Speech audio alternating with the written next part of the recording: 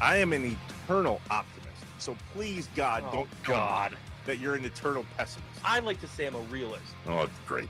We're going to get along great. This is going to be great. This is Inside Wisconsin Sports with Trevor and Josh.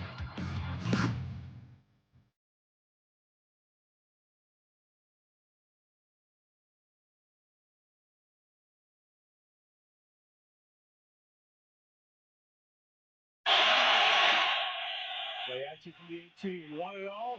Deep down the field.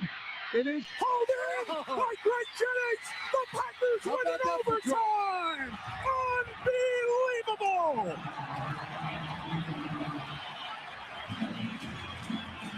An 82-yard game-winning touchdown to Greg Jennings. And the Packers are 6-1. And that's the last time, Josh, the Packers won in Denver. That was a while ago. Yeah, like a whole quarterback or two ago. Yeah. Did Rodgers never win in Denver? He didn't with the Packers, did he? Rodgers never won in Denver. Has he ever won there ever? That's a good question. I'll have to look that up. Hey, what's up, Wisconsin? Welcome in. That audio courtesy of a screaming Mike Tirico and ESPN. We're inside Wisconsin Sports with Trevor and Josh, live from the Wisconsin Sports Radio Network studios, powered by the Potawatomi Sportsbook. Josh, it always feels like Thursday is the calm before the storm. This is the day where the majority of the conversation about the weekend's game happens, yeah? I can't help but feel like we're late. We're late to it. We're late to focusing on the Broncos. It's Thursday. Are you saying the Packers are late? What do we know as fans? Oh. As fans, I hate to say it. I don't know that I want to say it, but this feels eerily like the Brewers after they beat the Cubs of, boy, were we happy and celebrating that. We forgot, hey, there's more games to play. Yeah, Matt LaFleur was asked about that, remember? And he said, yeah, get tonight to celebrate that. Then we're on to the Broncos. So the good news is the Packers aren't late. We might be late in terms of fans, but they're not. And they talked a lot about their preparation yesterday, which we'll get into as we play catch-up. Before we start, I got an answer for you. Aaron Rodgers has never won in Denver. He never won in Denver. He lost in 2015 with the Packers, and he lost again in 2024 with the Jets. Wow. He is 2-2 total. But never won in Denver. Never won on the road in Denver. Aw. Sorry. No empathy for that. Clearly. Shocker, I know. All right, let's play catch-up. Packers, Brewers, Badgers, Bucks, and what else can you expect today? Lambeau Field, as I say, woke up again yesterday. Not that they were sleeping on Tuesday. They just weren't telling us what was going on. But yesterday they did, and Matt LaFleur had a lot to say. The question, Josh, what will be the difference in the Packers-Broncos game this weekend? And apparently, there's a lot in common between the defenses. I think there's a lot of similarities when I look at our defense in regards to the style of play, how hard they play, how hard they finish and tackle. And so it's going to be a great test for us. That makes sense. Mm-hmm. Good teams, good defenses, good players on defense, and good people leading the defense. This is an interesting storyline about the defenses. Some years ago, the Packers were looking for a defensive coordinator under Matt LaFleur. And there was a particular person that was offered the job. And he didn't take it. He didn't take it. Why? I think it's because he thought, maybe I'll coach the Badgers. Oh. On a collegiate level. Right. As in, like, this is my program. I'll take it over. Thank you very much, but no thanks, Jim Leonard. Right. Oh, what could have been. Mm-hmm. Didn't happen. And he didn't go back to Green Bay. Sure didn't. He went elsewhere. To Denver, where he is currently making their defense crazy. Jim Leonard's role, and we'll talk about this later in the game, is the Denver Broncos defensive pass coordinator and defensive backs coach. It sounds to me like he makes the defensive play calling. Oh, goody. The guy that we wanted to run our defense in Jeff Hafley, we trust. I was going to say, I'm very happy with Jeff Hafley. I'm not at all, right? Very, very glad he's here. But it's just fascinating that the defensive mind that we were hoping to build the Packers defense around at one point under Matt LaFleur has now made the defense in Denver legit scary. Oh, great. Yeah. Still don't think that's the Packers' fault. But it's someone's fault. Oh, it's someone's fault. If the Packers lose this weekend, which I am not suggesting they are, but let's just hypothetically say they do. Clearly, the storyline is the defense, along with Bo Nix. We'll get to that too. It's going to be Chris McIntosh's fault. It's Chris McIntosh's fault. We're not supposed to have Luke Fickell. Now, when he was hired, I'd be the first to say, oh, Luke Fickell, goody, great. Nope, Jim Leonard should have been the coach. I think we're all on that same page. Now you're impacting the Packers. Now what? I said now McIntosh is impacting the Packers. Yeah, great. Now I'm mad at you more than just about the Badgers. Now I'm mad at you about the Packers too. Keep him away from AmFam Field. Fair. Keep him away. Fair. Oh, man. So, yeah, Jim Leonard's running the Broncos defense pretty much, and they are stellar. And that's the conversation of what do we have to do to beat the Broncos defense? And Matt LaFleur would say, well, I guess we're just going to stay aggressive. That's the plan. I think generally speaking, we want to be aggressive. I know that doesn't always come to fruition, again, based on the flow of the game, but typically that's how we like to operate. So be aggressive against a very good defense that worked against the Bears. Yes. Yes, it did. But as he just said, it doesn't always work. You can't keep taking shots if they're not working. Sometimes the defense forces you to change things up. And this is a way better defense than what the Bears have. This is the best team in the NFL we're going up against. Yeah. Some are saying it's the preview of the Super Bowl. A wee bit early for that, I think. But back to the aggressive piece, they had a long conversation in Matt LaFleur's presser about this yesterday. And I believe one reporter asked 3 or 4 questions in a row about this. And what they're trying to figure out is what parts of the game lead Matt LaFleur to be more aggressive and one part not. And he talked about the flow of the football game. And then he kind of let this weird cat out of the bag in regards to Bo Melton, which we'll play this audio in a little while. But we talked yesterday or the day post press conference on Monday in the game.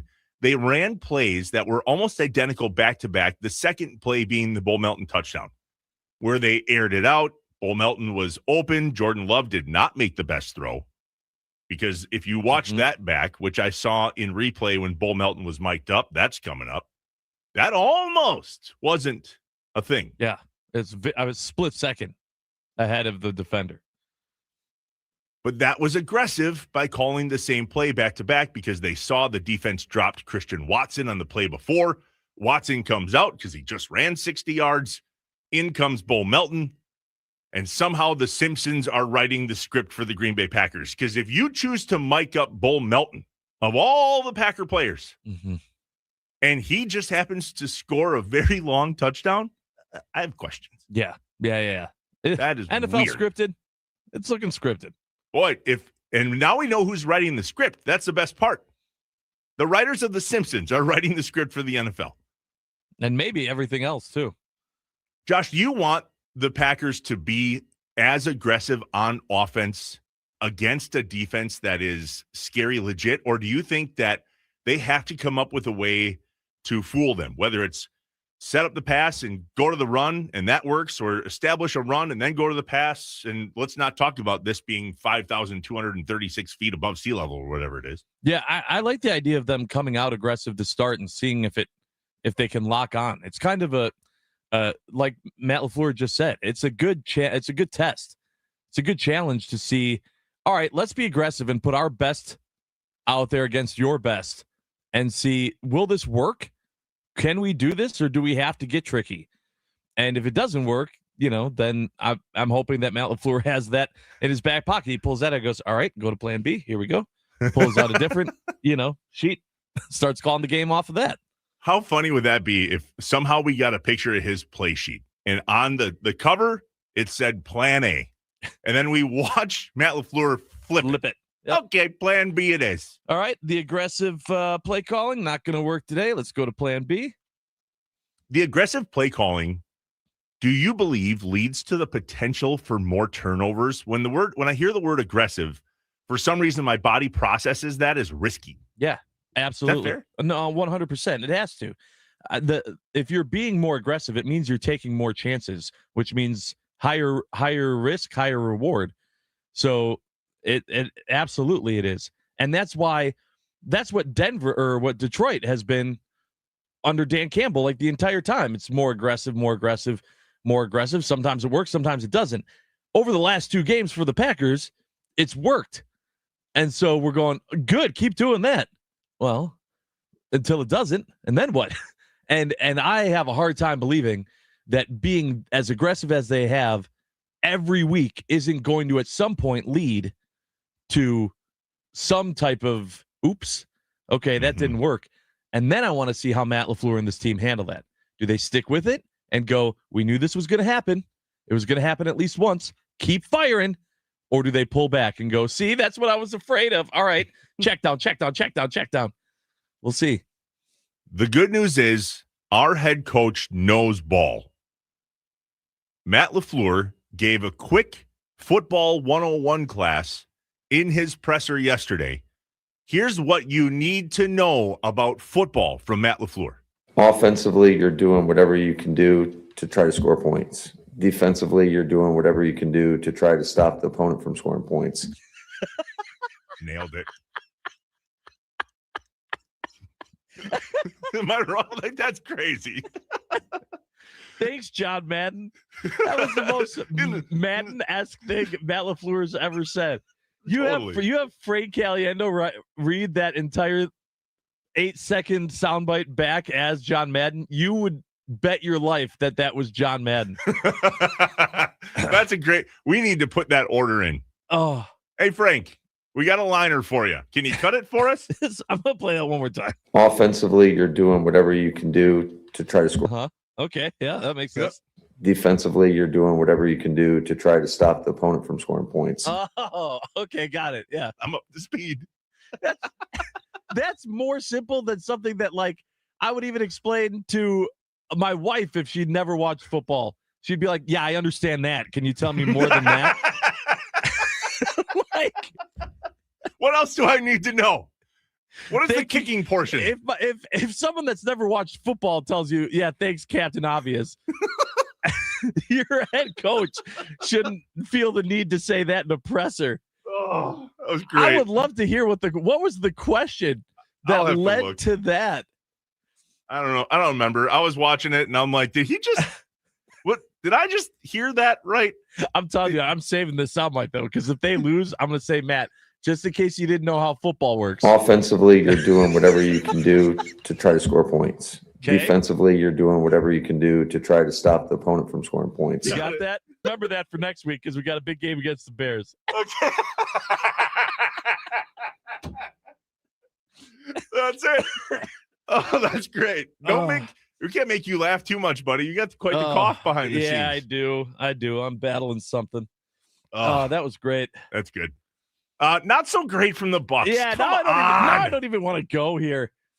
Okay, I will though. So the Bucs didn't even play, but they had media, and it's every time now before a game or when anyone from the Bucs is in front of a microphone, everyone in the media is just asking them about Giannis. So, none of it's about like, hey, you guys haven't won any games lately. What's your plan? Or hey, in case he is gone, how's this team going to get better? It's always about Giannis.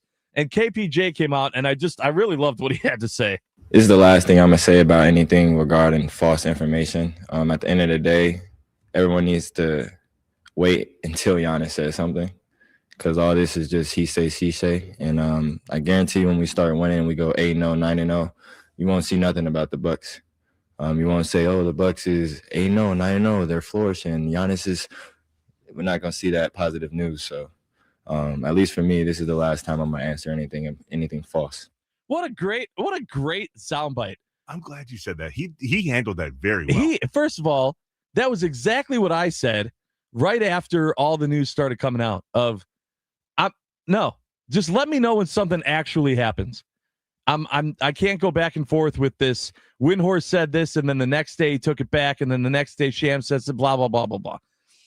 I also thought it was funny that KPJ, who has not been on the Bucs team for 5 years, even he is aware that once the Bucs start doing better again, because seasons are all ups and downs, there's no way that they're, even if without Giannis, that they're going to not win another game all season or something. But he's right. And it's crazy that he knows that the national media isn't going to say, never mind, everything's great in Milwaukee. Jeez. Nothing else to talk about here.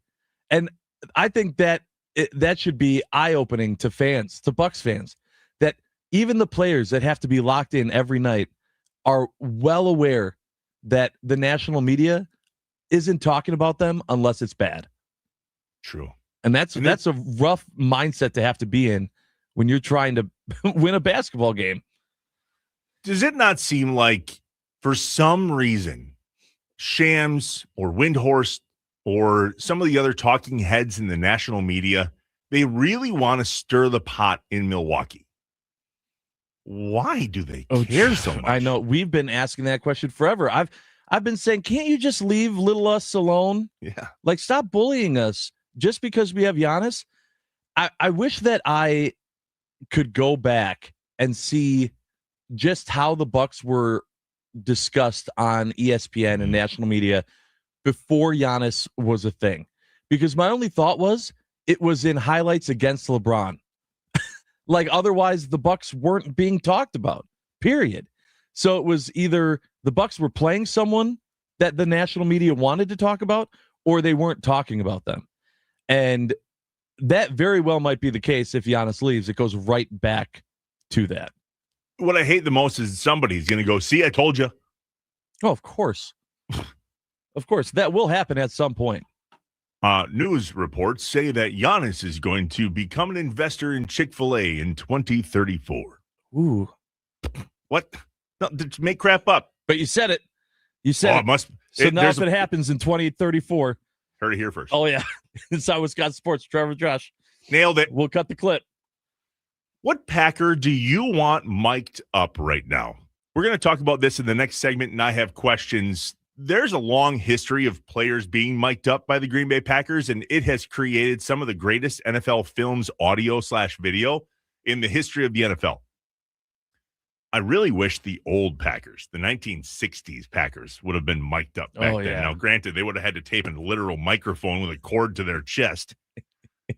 Nitschke, would you get your cord out of the way? Catch the ball while holding on to your microphone cord. The most electrifying sound of the top of the hour. We'll be joined by Dario Melendez at about 7:25-ish. Packers.com icon Wes Hodkiewicz joins us at 8. Wow. Are there connections between the Denver Broncos and the state of Wisconsin? We let one cat out of the bag, Jim Leonard. We are aware of that. Hashtag blame Macintosh. Plus at 8:20, we mentioned this just for a second yesterday. Doug Gottlieb, who, in case you missed it, go on YouTube and find some of the clips that we put out from Doug Gottlieb yesterday. Yeah. One on Twitter that we tagged him in got retweeted, and it is Wisconsin viral. I'll call it that. Yeah. Him talking about some of the stories of him working at ESPN. The Stuart Scott piece came out last night. I did not get the chance to watch it. I definitely want to, though. But he mentioned yesterday a gentleman that played for the Utah Jazz back when he was at ESPN, and he goes, Big Dog. And I was like, well, I have no idea what Big Dog that is, but I know who our Big Dog is. Right. And I don't think he wore goggles. No. So that got me thinking, like, nicknames, man. And you said you have one? Don't tell me. I won't tell you what it is, but I have one. I've got a couple two-tree. I'm sure there are others that I don't like that people use behind my back. But there's one that I was told to my face that I was like, oh, that's pretty good. I have a story about my son's nickname that we gave him and how it has stuck, and he's 15 years old. We gave it to him when he was literally a baby and couldn't say, nope, don't like that. And we've been calling him that ever since. It's going to be a fun chat at 8:20. What are some of the best nicknames that you've heard in Wisconsin sports history, and there are a lot here in the state of Wisconsin. Woo! One more time, football 101, please, before we go to break. Wait, you don't understand football? I want to make sure I get it. We're going to talk a lot of football today. Well, then I guess it's important you understand. Thank you. Offensively, you're doing whatever you can do to try to score points. Defensively, you're doing whatever you can do to try to stop the opponent from scoring points. Got it. Nailed it. In case you need that riveting information, great news. Yeah. Inside Wisconsin Sports is podcasted. Don't miss it. Go on wherever you listen to podcasts, search Inside Wisconsin Sports. There is the breakdown from all of the shows Josh and I do every single morning. You can break it down by the hour. You can fast forward to different segments. You get whatever you want on the podcast platform. We love that you listen to us live just as you are now. And in case you missed something, or in case you need to make a report about football, just come back to first segment here and you'll get all the information you need. Inside Wisconsin Sports on your podcast platforms and here on the Wisconsin Sports Radio Network. Powered by the Potawatomi Sportsbook, Inside Wisconsin Sports with Trevor and Josh. Good morning, Wisconsin.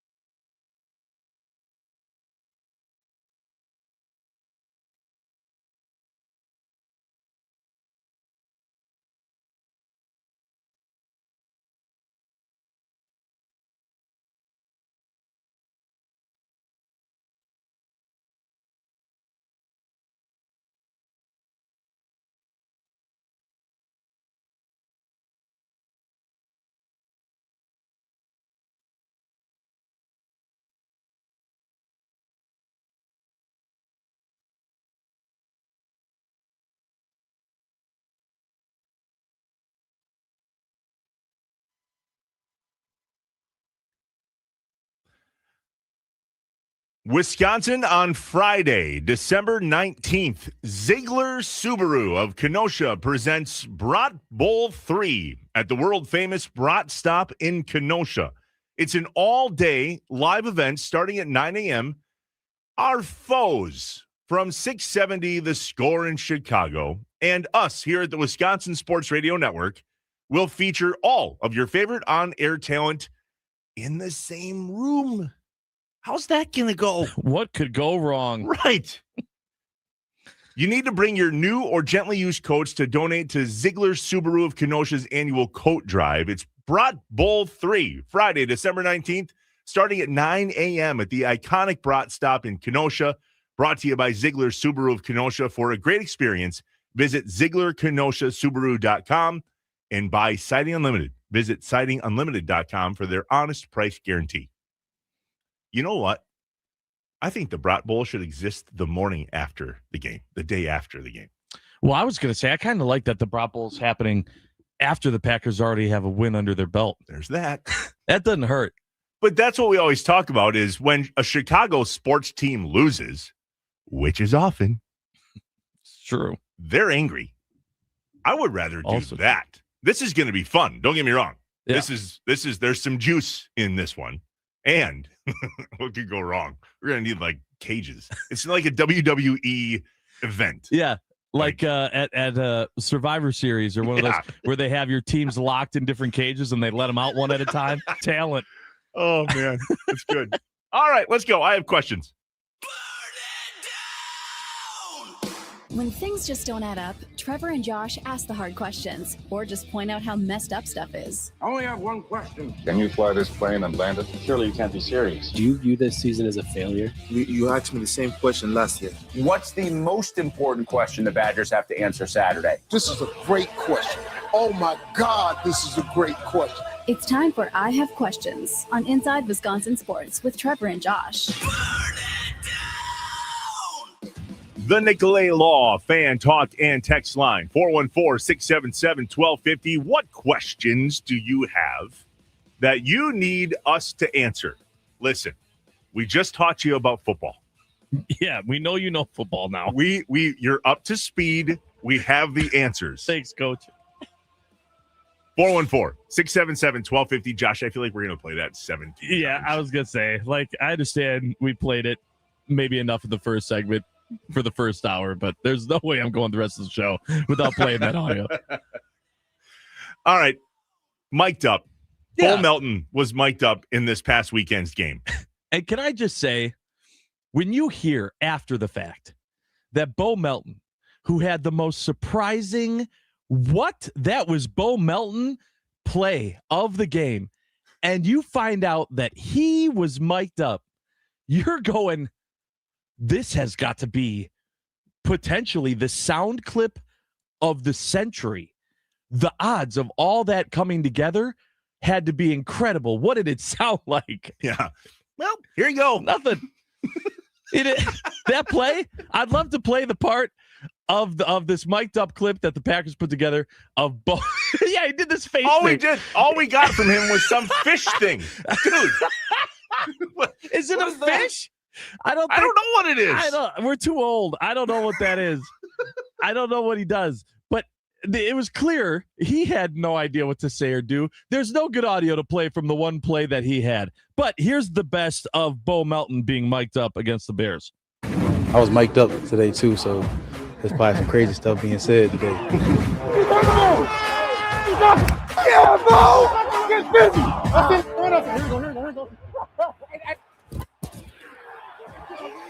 we go. Have any fun, Bo? A lot of fun. I like it. Love Rainbow's middle. Wide open. There's a touchdown. We got Bo Melton. Oh, 700. We got Bo Melton. Oh, hold on. Yeah! There you go. We got Bo Melton. We got Bo Melton.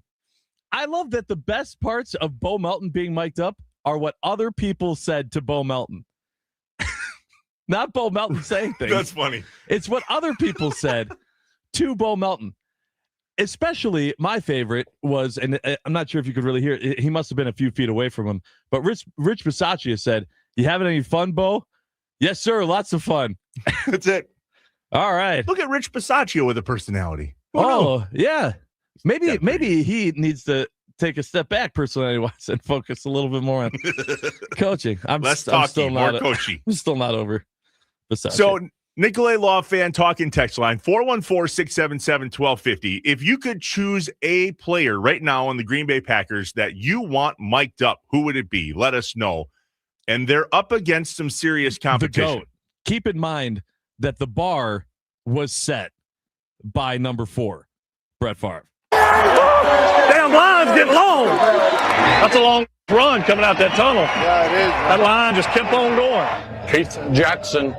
Just the other morning I had breakfast at Tracy Rocco's house. His mama brought out 15 flapjacks. He said, Mama, take back 5 of them flapjacks. I got to stay hungry for the Crimson Tide. I don't know why we come out so early and just stand around here and do this.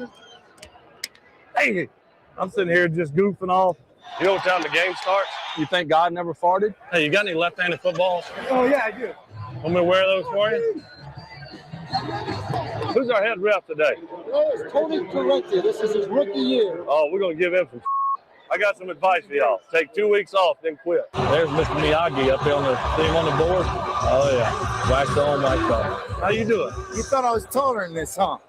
I thought you were taller than me. How about Mr. Miyagi coming up talking to me?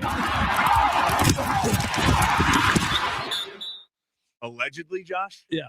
Mr. Miyagi was hammered. I wouldn't be surprised. He just walked up. He's getting a sideline tour during the game. Yeah. Wax on, wax off.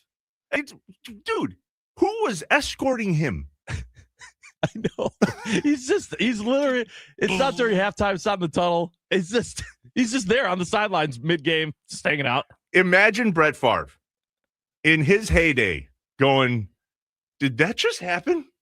Oh, yeah. What? I mean, I don't know in all of NFL history there's ever been as good of mic'd up audio as that compilation of Brett Favre. Literally, as we were playing it, you and I were mouthing the words to it because we've heard it so many times. And I use some of those lines just in my everyday life. If I'm mad at someone, I'll just be like, you know what, you should take 2 weeks off and quit.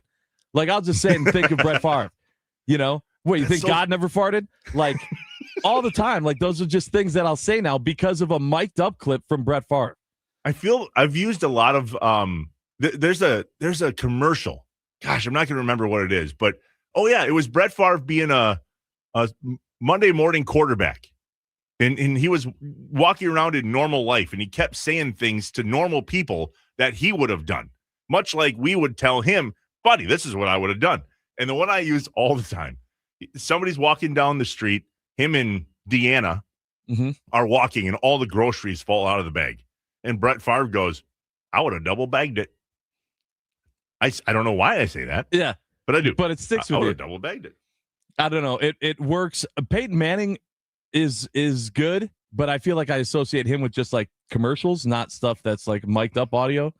So it's tough. On this Packers team, to answer the question that we asked, on this Packers team, if I had to think of a player. Okay. Do you have one? You know the exactly? Nicolay Law fan talking text line just decided who the player is and nobody else's opinion matters. Oh boy. Okay. Did you see it? No, not yet. Can you guess? I'll give you 3 chances. There's one player on this team above everyone else that I want, they want, and once you figure it out, you will want mic'd up. Is it Nixon? Because that was okay. That's one. You said this in an interesting way, so I'm going to say it's not Love. Parsons? Bingo. Come on. Micah Parsons right now with all of the stuff. It's just him saying, held. Right. He was choking me. Yeah. What is he saying? And right. What I want to know more is what is he saying to the refs? It's a good question. You'd love to hear it. It's funny. And so one of the things that I thought about this, especially with the Bo Melton part, was how the hell do they decide week in and week out who's getting mic'd up for that game? Because Bo Melton should have never have been on the list. Right. Like the only way that Bo Melton should have ever had a mic on him was they decided, hey, it's Packers Bears. We're going to mic up everybody. Just literally put one on the water boy. Otherwise, I don't understand why Bo Melton got chosen. And so I'd love to know, and maybe maybe Kuhn knows. I don't know. That's a question I have. Who decides? I've never heard any audio. I wonder if if Bo Melton was mic'd up, you'd think over Kuhn's career he was probably mic'd up once or twice. That was a definite fishbowl. Mix it up, pick it out. Bo Melton this week, mic'd up, and boom, touchdown. Not an interception because he's listed on the Packers roster as a cornerback. No. Right. The game that he's got the longest touchdown of his career. And I think of the season. What was was that one longer than the Christian Watson one? They were pretty close, I think. Yeah, that's true. It might have been Watson's. No, I bet you they were close in yardage. However, Watson's yards were after the catch. Correct. That's the difference. Correct. The 808 brings up a good plan B. If we can't have Micah Parsons mic'd up, let's mic up Matt LaFleur. And let's all be on the same page that we are not going to have play calls. And I want to know what Matt LaFleur said to Keyshawn Nixon as he was coming off the field. I mean, if you want Matt LaFleur mic'd up, I got it. I got it right here. Offensively, you're doing whatever you can do to try to score points. Defensively, you're doing whatever you can do to try to stop the opponent from scoring points. Oh, there you go. That's what you're hearing. That might be the greatest Matt LaFleur audio of all time. 100% is not even close. If he was mic'd up in this last game, what did he say to Ben Johnson as they were walking past each other? Oh, not a lot. Not a lot. I think it was, hi. That's it. Good game. Classic good game. Bye. Win. Or love beat me, huh? See ya.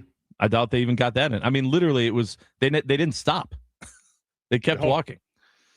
Scott from the 262. They should mic up Micah Parsons and put it on the direct into the stadium feed so he can say all the times he's giving hell and what he'd say to the guys and the refs. Yeah. Nailed it. Yeah, Parsons would be good. I was trying to think of as a funny character, like someone that would be able to drop some lines like Favre did. I'm not sure who that'd be on this team. Tucker Kraft was mic'd up earlier in the season. Yeah, and it was pretty good. And there's obviously a really big one when Clay Matthews, I believe, in the Super Bowl was mic'd up.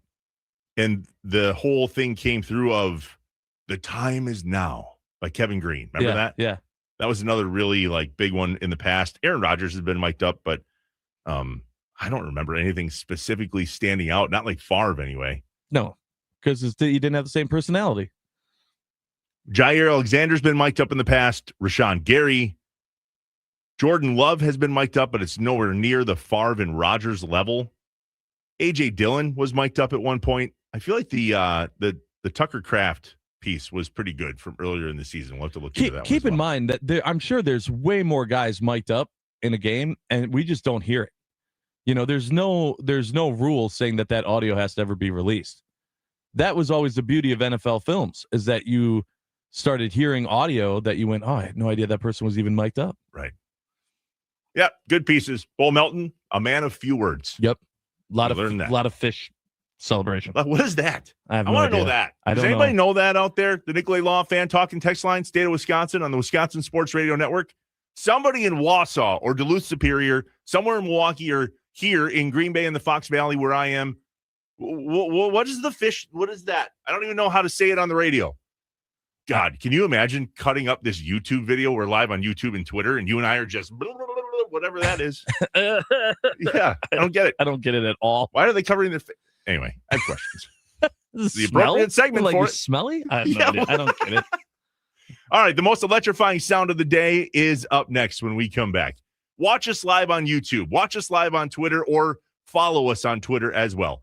At On Air Josh, at Trevor Thomas IW, at WI Sports Radio, and at Inside Wis Sports.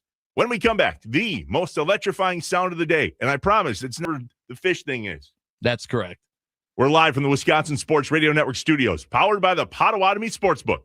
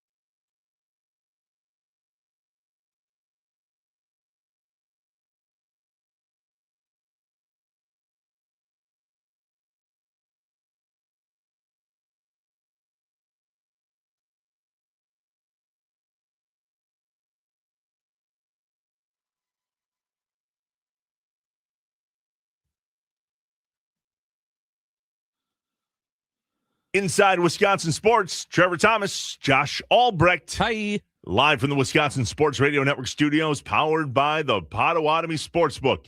A lot of texts, Josh, on the Nicolay Law Fan Talking text line, 414-677-1250. We're going to get to as many as we can here in just a moment. But first, the most electrifying sound of the day. It's time for The most electrifying sound of the day The most electrifying on Inside Wisconsin Sports with Trevor and Josh. Brought to you by Best Electric. Learn more at bestelect.com. Don't stress. Connect with the best. Broncos jump. Free play for Rodgers. He knows where to go with it. For Valdez-Scantling. In the end zone. It's a Packer touchdown.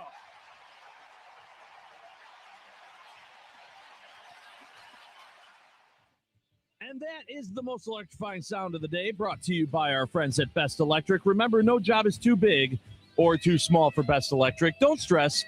Connect with the best. Call them today or visit Best Elect. But what was that? Well, that was a touchdown pass from Aaron Rodgers to MVS on a free play, which, man, do I miss free plays. Doesn't feel like we get a lot of those anymore.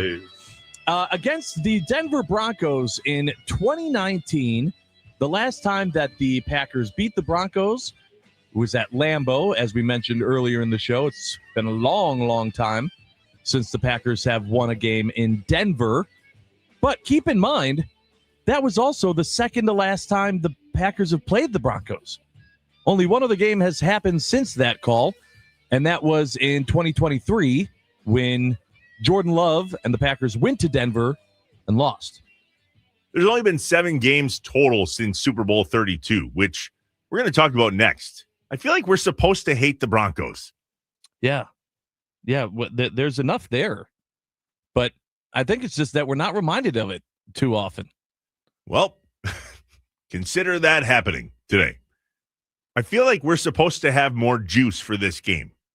The last time the Packers beat the Broncos, 2019, we just played that. But we've only played them 7 times total since the Super Bowl, and it's fairly even. The Packers have won 4 of those games to the Broncos 3. That's it. Like, that's the storyline outside of, Super Bowl 32, the only Super Bowl that the Green Bay Packers have ever lost. Mm-hmm. Feel like we should probably hate them. So why don't we? I want to talk about next in the morning mind dump. Get yours in as well. The Nicolay Law Fan Talking text line, 414-677-1250. Some good texts from earlier that we weren't able to get to. Let's peruse these as we head to the top of the hour. Justin from the Port, who wakes up with us every single morning, said, Yes. I'm worried about this game in Denver. Packers should be too. Broncos pass rush is friggin' real. Yeah, it is.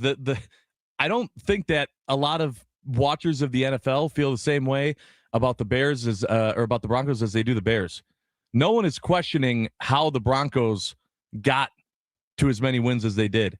They are not a paper tiger. They're a good football team. There's a lot of people that are scared about Sunday. Why are we scared? What happens if we lose? Does that wreck our season, or does it just become our 4th loss? Yeah, that's a good question. It's a good point.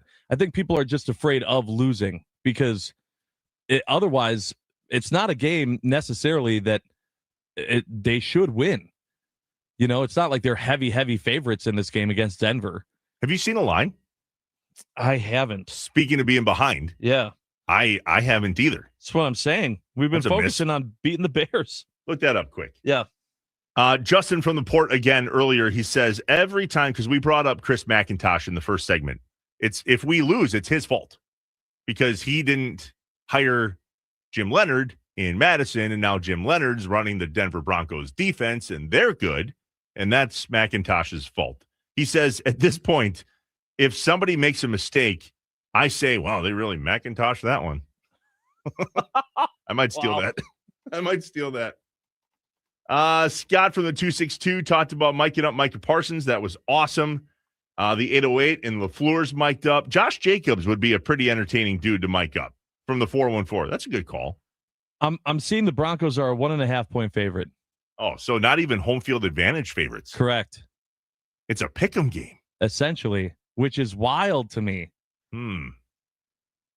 That's pretty much a pick'em game, right? I mean, like, What's the definition? I thought 2.5 made it a pick'em game because they gave you 2.5 for home field advantage. The best Packers versus Broncos game, according to the 414, was the overtime game in Denver when Favre hit Jennings. I think it was Jennings, he says, on the first play of overtime. Yeah, we actually played that audio. Mm-hmm. It was October 29th, 2007. Packers 19, Broncos 13. That was when Mile High Stadium was Invesco Field. Thank God we don't have to deal with that with Lambeau. Yeah, for real. I say that now and watch. Something will happen. But Hashtag blessed. Invesco Field, Sports Authority Field, Empower Field at Mile High, or maybe just how about Lambeau Field? Yeah, because the rest of them are money, money, money, money, money. If you missed that highlight, though, and clearly if you texted that in, you did, don't worry. You're going to hear it again very, very soon. So stick with us. You'll hear it.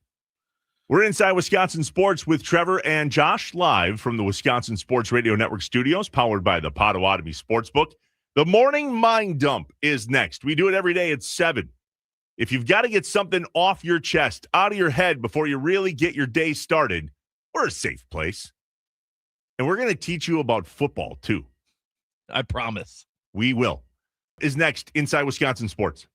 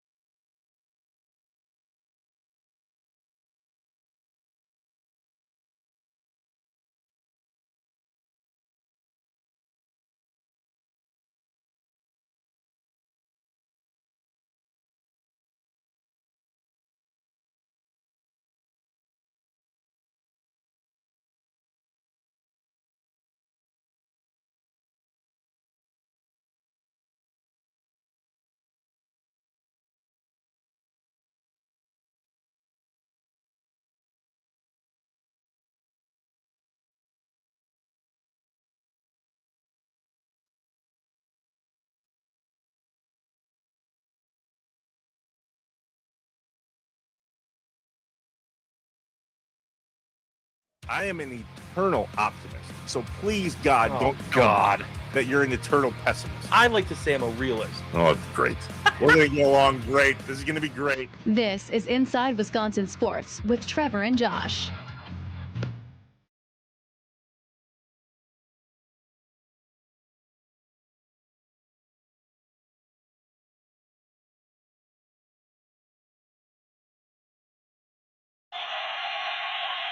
Play action from the 18. Want it all?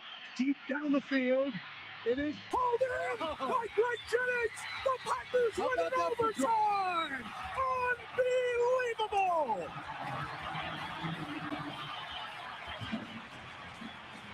An 82-yard game-winning touchdown to Greg Jennings. And the Packers are 6-1. Mike Tirico on the call from ESPN, October 29th, 2007. The last time the Green Bay Packers won in Denver. That's wild. They've played there twice since then, lost both of them, including 2023. But yeah, that's the last time the Packers won in Denver. Yeah, I was in high school. 2007. I just moved to Northeast Wisconsin. That was our first year, our first full year here in deep here, just outside of Green Bay. Hey, what's up, Wisconsin? Welcome in Inside Wisconsin Sports. Trevor Thomas, Josh Albrecht. Hi. Live from the Wisconsin Sports Radio Network studios, powered by the Potawatomi Sportsbook. The morning mind dump is coming up in just a second, but one quick correction from the last segment. Josh nor I knew the line. No. And Josh made a quick search and found that that USA Today was incorrect in what they said the line is currently at. It's currently Packers are favored by 2.5. So on the road. Well, Potawatomi Sportsbook has -2. You see them at -2.5. And that's an important piece here. Books are different. Yeah, very rarely are they all on the same exact Under line. 3 is our understanding that that's a pick'em game because most of the time a game is settled by 3 or more. Most of the time. Yeah, well, but usually it's 2 if that's the home team. If it's the away team is favored by under 3, because you try to factor in home field advantage, no? Yeah, so if the home team is favored by 3, it's home field advantage. Correct. If the away team is favored by, let's just say, 1 or 2, that's Vegas or Potawatomi Sportsbook going, yeah. Feel like the Packers have a better chance to win this game just based on how they're playing, but it's in Denver and they haven't won there since 2007. So, you know what? Grab some dice. 2. Let's go 2. Noted. All right. The Nicolay Law Fan Talk and Text line is open, 414-677-1250. Thanks to those who let us know that was a bit off. We're grown men. Yeah. We can go, oops. And I've got a feeling you may have more money on the game than I do. So I'm glad you know the line. If it's a penny, That's right. More. All right. Time for the morning mind dump. I have voices in my head. They counsel me. They understand. They talk to me. The coffee has kicked in. We're awake and ready to roll. Let's get some things off our chest and out of our heads. You don't know what it's like to be me out here for you. It is an up at dawn pride siege that I will never fully tell you about, okay? I'm as mad as hell, and I'm not going to take this anymore. I'm in a glass case of emotion. What we've got here is failure to communicate. We've got no food. We've got no jobs. Our pets' heads are falling off. It's time for the morning mind dump on Inside Wisconsin Sports with Trevor and Josh. 414-677-1250, the Nicolay Law Fan Talk and Text line. Time for the Thursday edition of the Morning Mind Dump. We talked about this a little bit to start the show, and some of you have already texted in as to why you don't. But Josh and I were talking and found ourselves not hating the Broncos as much as we probably should for that team being the only loss we've ever had in the Super Bowl. Right. And it's not like we just lost to them in the Super Bowl and then otherwise beat them all the time. Also true. We talked about we haven't beat them in their stadium in almost 20 years. Yeah, 4-3 since the Super Bowl. And many people are saying that, well, guys, that's the answer. you just answered your own question. They've only played 7 times since Super Bowl 32. So how do you hate a team that you rarely see? Because they beat us in the Super Bowl. Andy in Brookfield brings up a really good point here. He says, I can't hate the Broncos because we don't see them enough to garner that much emotion. But I still hate these 4 guys: Mike Shanahan, John Elway, Terrell Davis, and Shannon Sharp. There was a moment when Shannon Sharp was in the Lambeau Field atrium not that long ago. I believe it was last season. And it was during the draft. Got it. The light bulb went on. It was one of those fluorescent ones, the old fluorescent. You hit the switch and you're like, wait a minute. Needs to flicker. Okay. Nailed it. Yeah, he was doing his podcast or some show in the atrium of the NFL draft.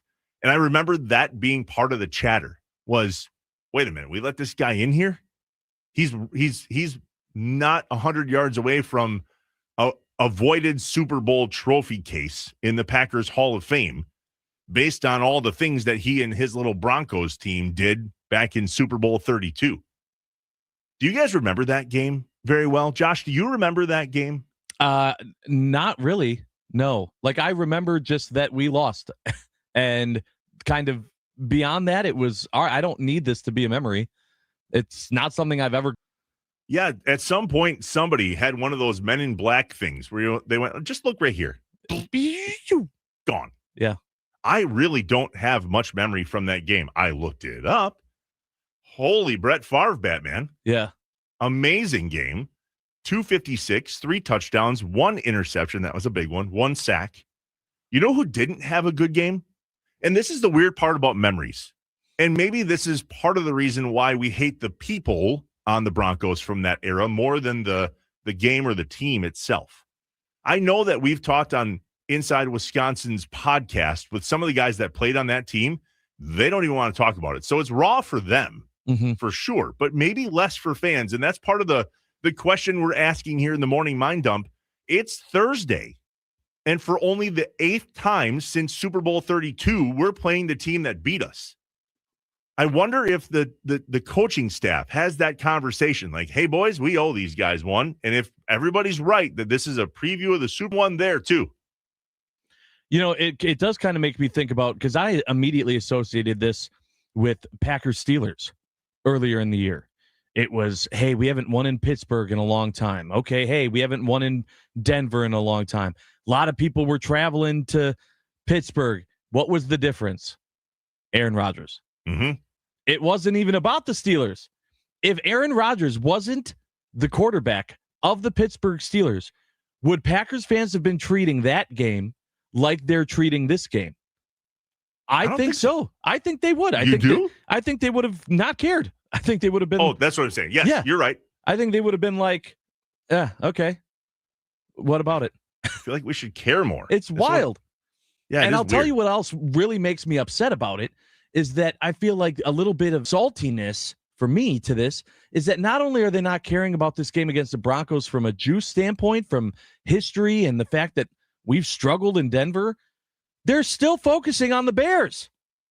Stop making that Bears game our Super Bowl. What are we doing? Yeah, that I've caught that this week too, Josh, where we want to talk about beating the Bears far more than we want to talk about how we're going to beat the #1 team in the NFL. And I'm not even talking about just the fact that we're celebrating beating the Bears. I'm talking about looking at Bears round 2. We're already talking about how we're going to face them in Chicago and how that matchup is going to go, completely overlooking this game against Denver. Is that because this game doesn't matter? And that's a legit question to me. I understand. Well, it's a good, you know what? Matt LaFleur talked about this in regards to this is going to be a challenge to play but he even couldn't talk about the Broncos defense without talking about the Bears. Here, listen. What a great challenge, what a great challenge. But also I think there's there's great opportunity that goes with that. So it is what it is. We knew going into this year, like if just looking at it and there's always going to be surprises each and every year. But I would say just our division alone, you knew it was going to be a grind, and you got to find a way to get through it. And hopefully, just continue to focus on the process and getting a little bit better each and every day and just try to hone in at one game at a time. please, God, talk about the Broncos today. Yeah. What? I mean, he literally, he starts talking about it being a good challenge, good opportunity to find things. And then he talks himself into talking about the division and how difficult our division is and going right back. What are we, that worries me a little bit, because that makes me feel like it's not just the fan base. It's not just the listeners. It's not just me.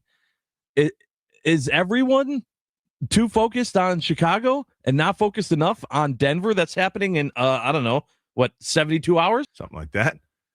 The first question Jordan Love was asked in his presser yesterday, we don't have it. We'll break down his presser tomorrow because there was just more than we needed from Matt LaFleur, which, by the way, somebody just texted in, Josh.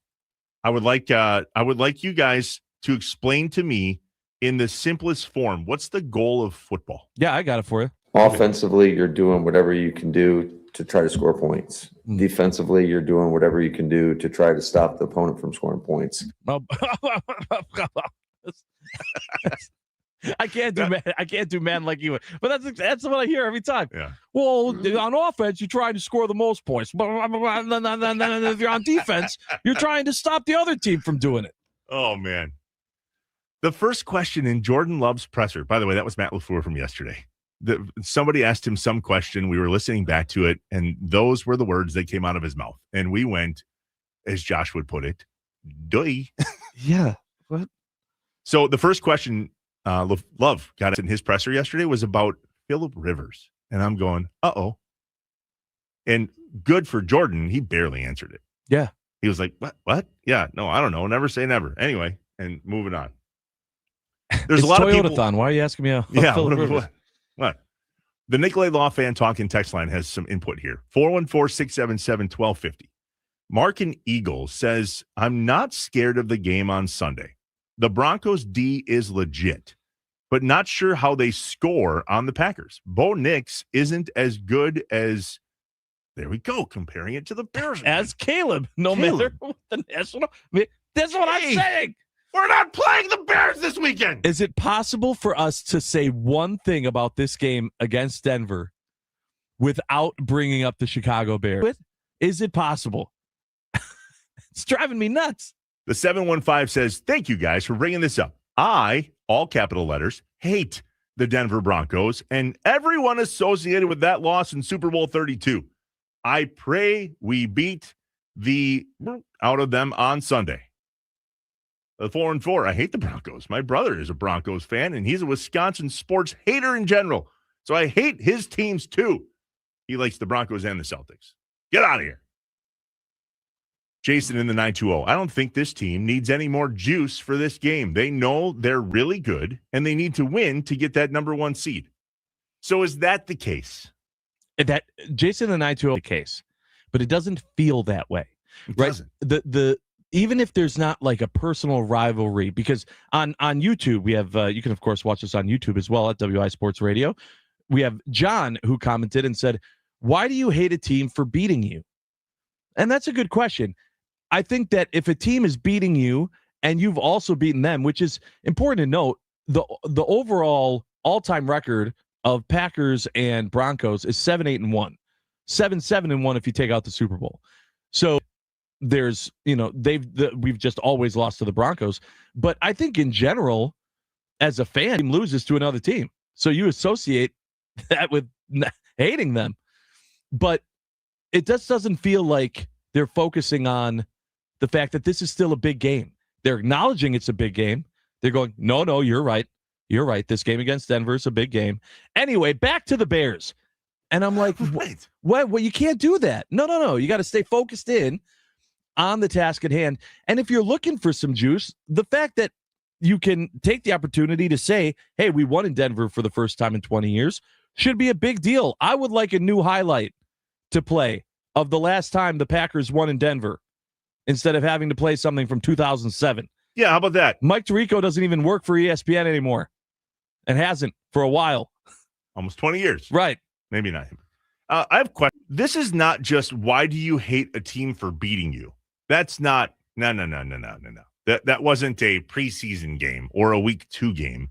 It was the Super Bowl. Correct. It's not hating a team that beat us just for the sake of beating us. It's we hate the team that kept us from bringing the trophy home 2 years in a row. That's why. Right. And I think though that a lot of fans, honestly, like we said, I mean, if you don't see the highlights because you rarely ever play a team, and you have no reason as a Packers fan to go out of your way to try to find a replay of that Super Bowl, it just kind of fades out of memory. And so I don't think that it provides enough juice for Packers fans because they're not reminded of it enough.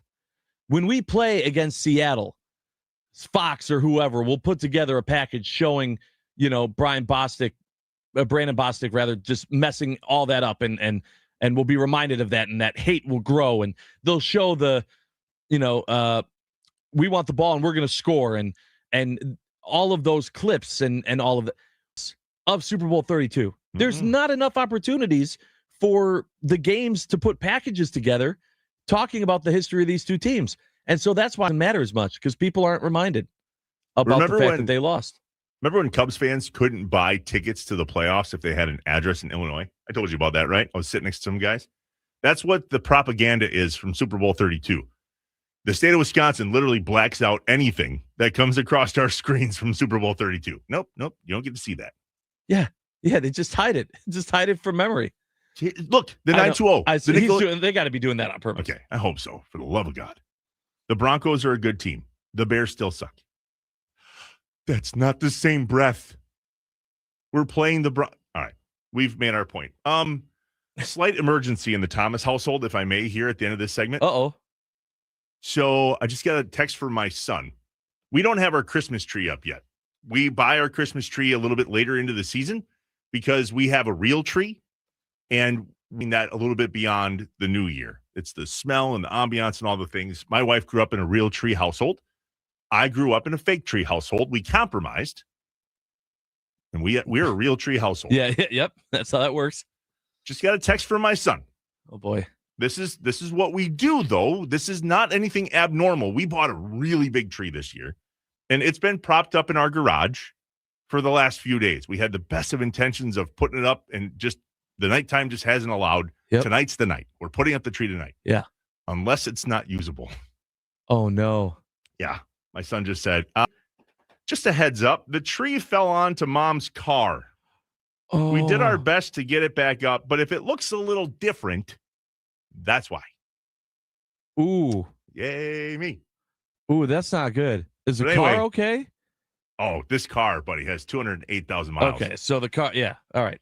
When we get into the car, my wife, this is my wife's car. It's a Buick, 2012 Buick Enclave or something. She rubs the dash, and she goes, "You're a good girl." Remind the car. You're doing great. You're still younger than the last time that the Packers won a game in Denver. Yeah. Oh, man. All right, when we come back, let's ask Dario Melendez about the Bears. What does he think about the Bears? Oh, wait, we're playing the Broncos. No. Stop. Dario Melendez, sports director at WISN 12 in Milwaukee, joins us shortly after the break. Real quick, before break, Josh, teach us about football. Oh, again? Yeah. Just in case. In case you forgot, here you go. Yeah. Offensively, you're doing whatever you can do to try to score points. Defensively, you're doing whatever you can do to try to stop the opponent from scoring points. I'm still not convinced that's a real. That might be AI. There's no way those words actually came out of his mouth. I'm going to look it up in the break to see what that question involved. Thank you. That was nuts. All right, we're inside Wisconsin Sports. This is Sports Radio Network Studios, powered by the Potawatomi Sportsbook. Dario Melendez from WISN 12 is next. Stay here.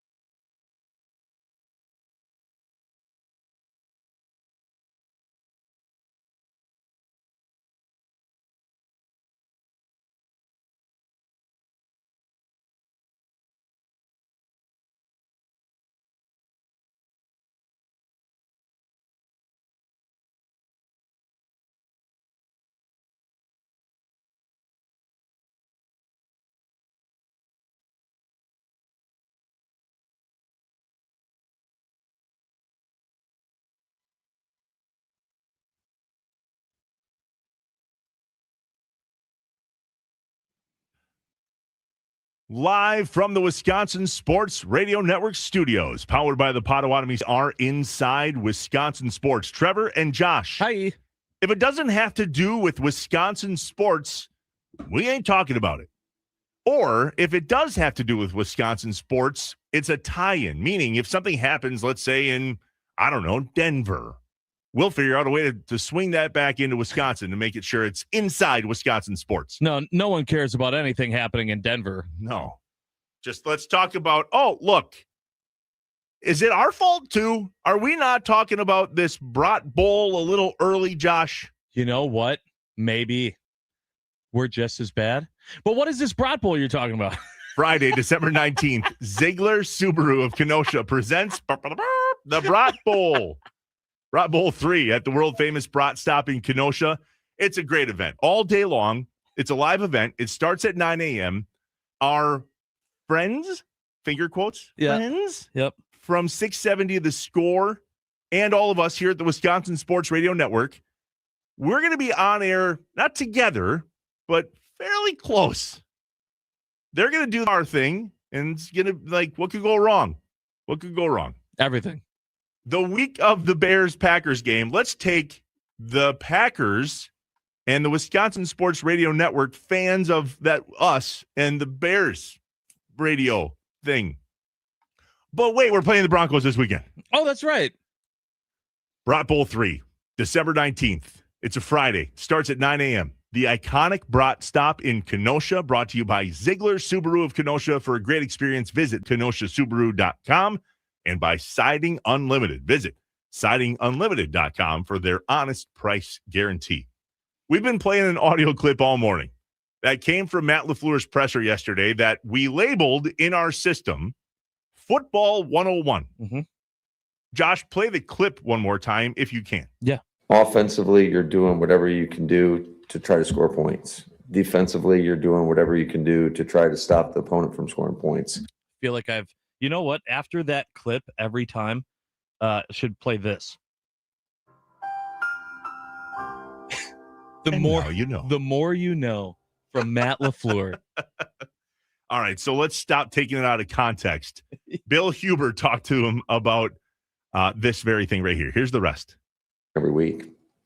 You've mentioned after a few games the number of possessions that you've had on offense. You're toward the bottom of the league as far as total possessions. Is that partially by design on your end? Not necessarily.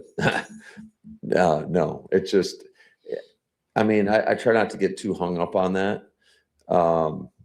In regards to offensively, you're doing whatever you can do to try to score points. Defensively, you're doing whatever you can do to try to stop the opponent from scoring points. Oh my God. I think it's a little bit of a byproduct of kind of how teams have been playing us, quite frankly, in terms of just the number of rushes. I mean, every time that after a play, that clock's moving. Yeah, we got it. Okay, that doesn't make it any better. Yeah, so all this did for me, have me witness the words that actually come out of his mouth. He could have just stopped the question by saying, no, it's not something I really think about. Next. But here's Football 101 in case you didn't know. But also, just so you know. Oh, my gosh. The Nicolay Law Fan Talking text line, 414-677-1250. What are your thoughts on the upcoming Broncos game? Are you scared? Are you nervous? Are you excited? Does it not matter to you? And that's maybe my biggest fear, Josh, is that many a person isn't even considering that this is going to be a game that we should pay attention to. We've talked about this. We know that if the Rams lose just once between now and the end of the season and the Packers win out, they're the number one overall seed in the NFC. So it's not like this game doesn't mean anything. I understand it's that we play the Bears again and the Vikings, Ravens at home, which, by the way, did not get flexed. It got decided. Yes. The TBD on the schedule said, we don't know. You cannot flex something from TBD. You also can't flex something that had two times. We learned that as well. Oh, did I ever? Yeah, you did. You got lit up that day. Ever. Oh. We're waiting on Dario Melendez. Our guy Dario Melendez is joining us in just moments here from WISN 12 News. They're in Milwaukee. He understands how the offense and defense in the NFL work. But at the end of the day, we have questions for Dario about why are we it seems like we're ignoring this whole game. Here's the other thing too, when we're waiting on Dario, and I pointed this out weeks ago. I love looking at the standings and how it all plays out the rest of the season for teams. So the Rams, who we're hoping need to lose one more game, right? If the Packers win out, for the Packers to take that number 1 seed. Well, they have Detroit this week.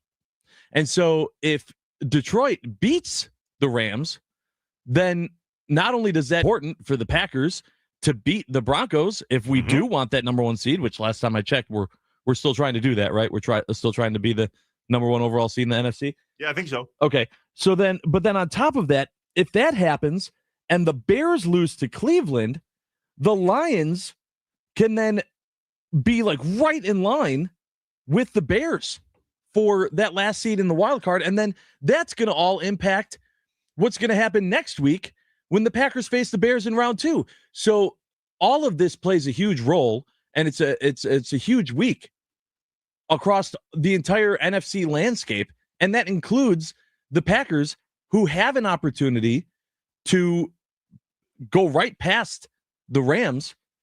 I still think the Lions are a good team. I still think the Lions are going to give the Rams a run for their money in this game, especially considering, that was the swap, the Jared Goff, Matt Stafford swap. So, it was, I'll be surprised to see if people really don't get it together and start focusing on Packers Broncos.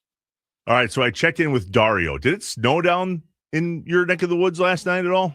Not that I saw, no. Well, then the bus is just running late for his family. Okay. So he's going to jump on with us as soon as he can. So do you watch Friends? Are you a Friends guy? Pivot. There's a lot of Wisconsin roots and a lot of Wisconsin ties to this game this weekend.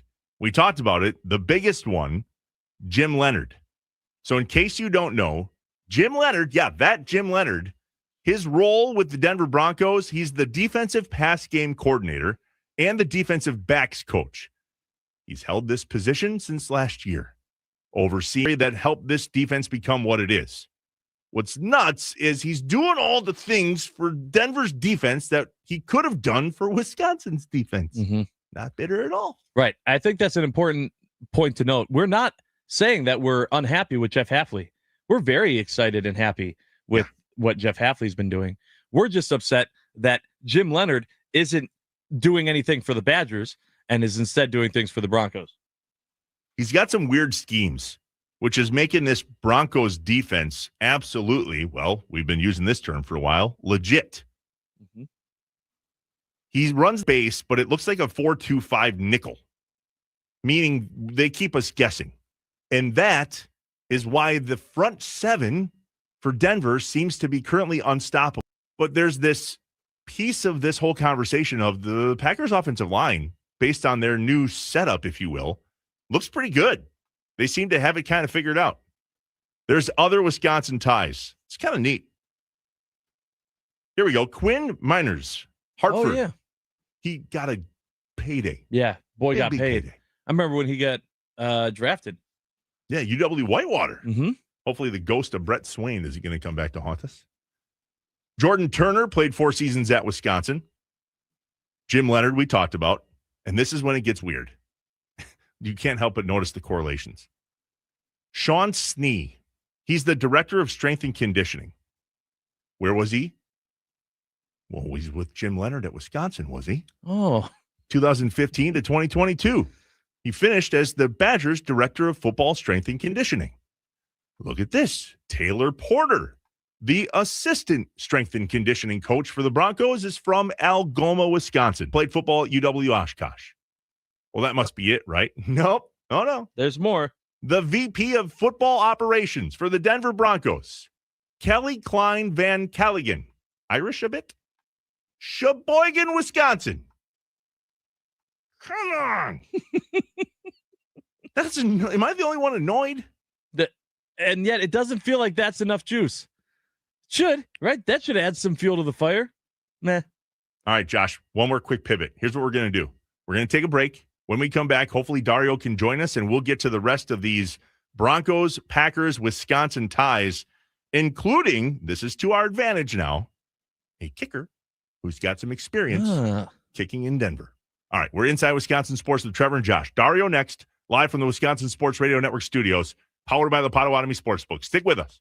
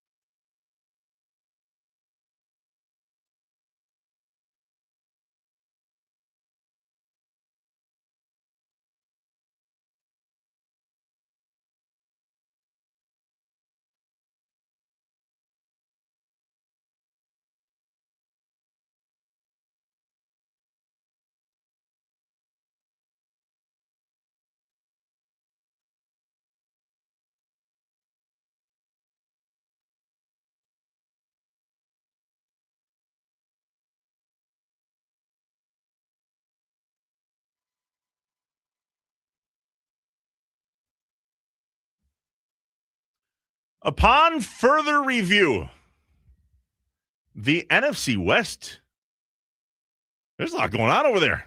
So I played with, by the way, hi, Inside Wisconsin Sports, Trevor and Josh, the Wisconsin Sports Radio Network. Last week, Josh and I both played along with the NFL playoff predictor stuff that, you can find these algorithms that if this team wins and that team loses, and this team wins and that team loses. Yeah, I didn't do the predictor. I did it in my head like an idiot. I should have actually used the predictor. Well, what's my excuse? I used the predictor. Oh. So when I used the predictor, I had the Rams losing once and the Packers winning out. What I didn't play around with was Seattle's schedule. And then you pull up the NFC West, and both Seattle and the Rams are 10-3. So we focus a lot on who's going to win the division, and then what does the wild card look like? Turns out those top two teams, highly likely, if they haven't clinched already, are both going to be in the playoffs. I mean, 99%. I think it goes either way, from 99 to 98. They're both in. It's a little harder for the Packers. We need help from the Rams and the Seahawks. Yeah, so I want to give a shout-out, by the way, on the Nicolay Law Fan Talking text line, 414-677-1250, to the 262, who texted in the show and said, wait a minute, don't the Seahawks have the same record as the Rams? So don't we need them to lose as well? Yep. I went, no. Is that the Nailed it. And then I started looking, and they're right. So kudos to you.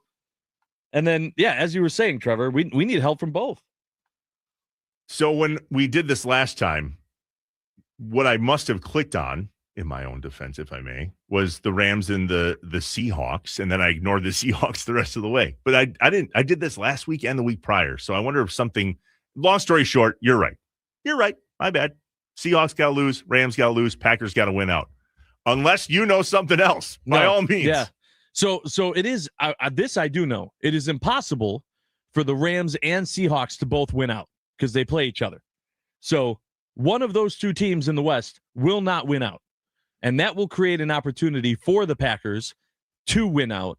However, if whoever wins between the Rams and Seattle wins out, then it doesn't matter. We're the two. If we win out, even if we win out.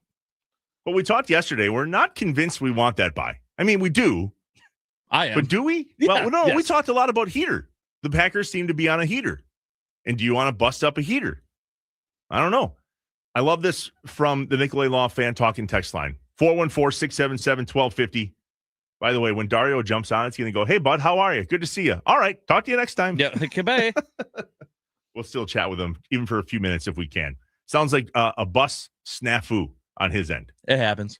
Yeah, the buses are, which means he's about to get in the car and take his kids to school. Yeah. I owe that bus driver $20, by the way, but I'm kidding.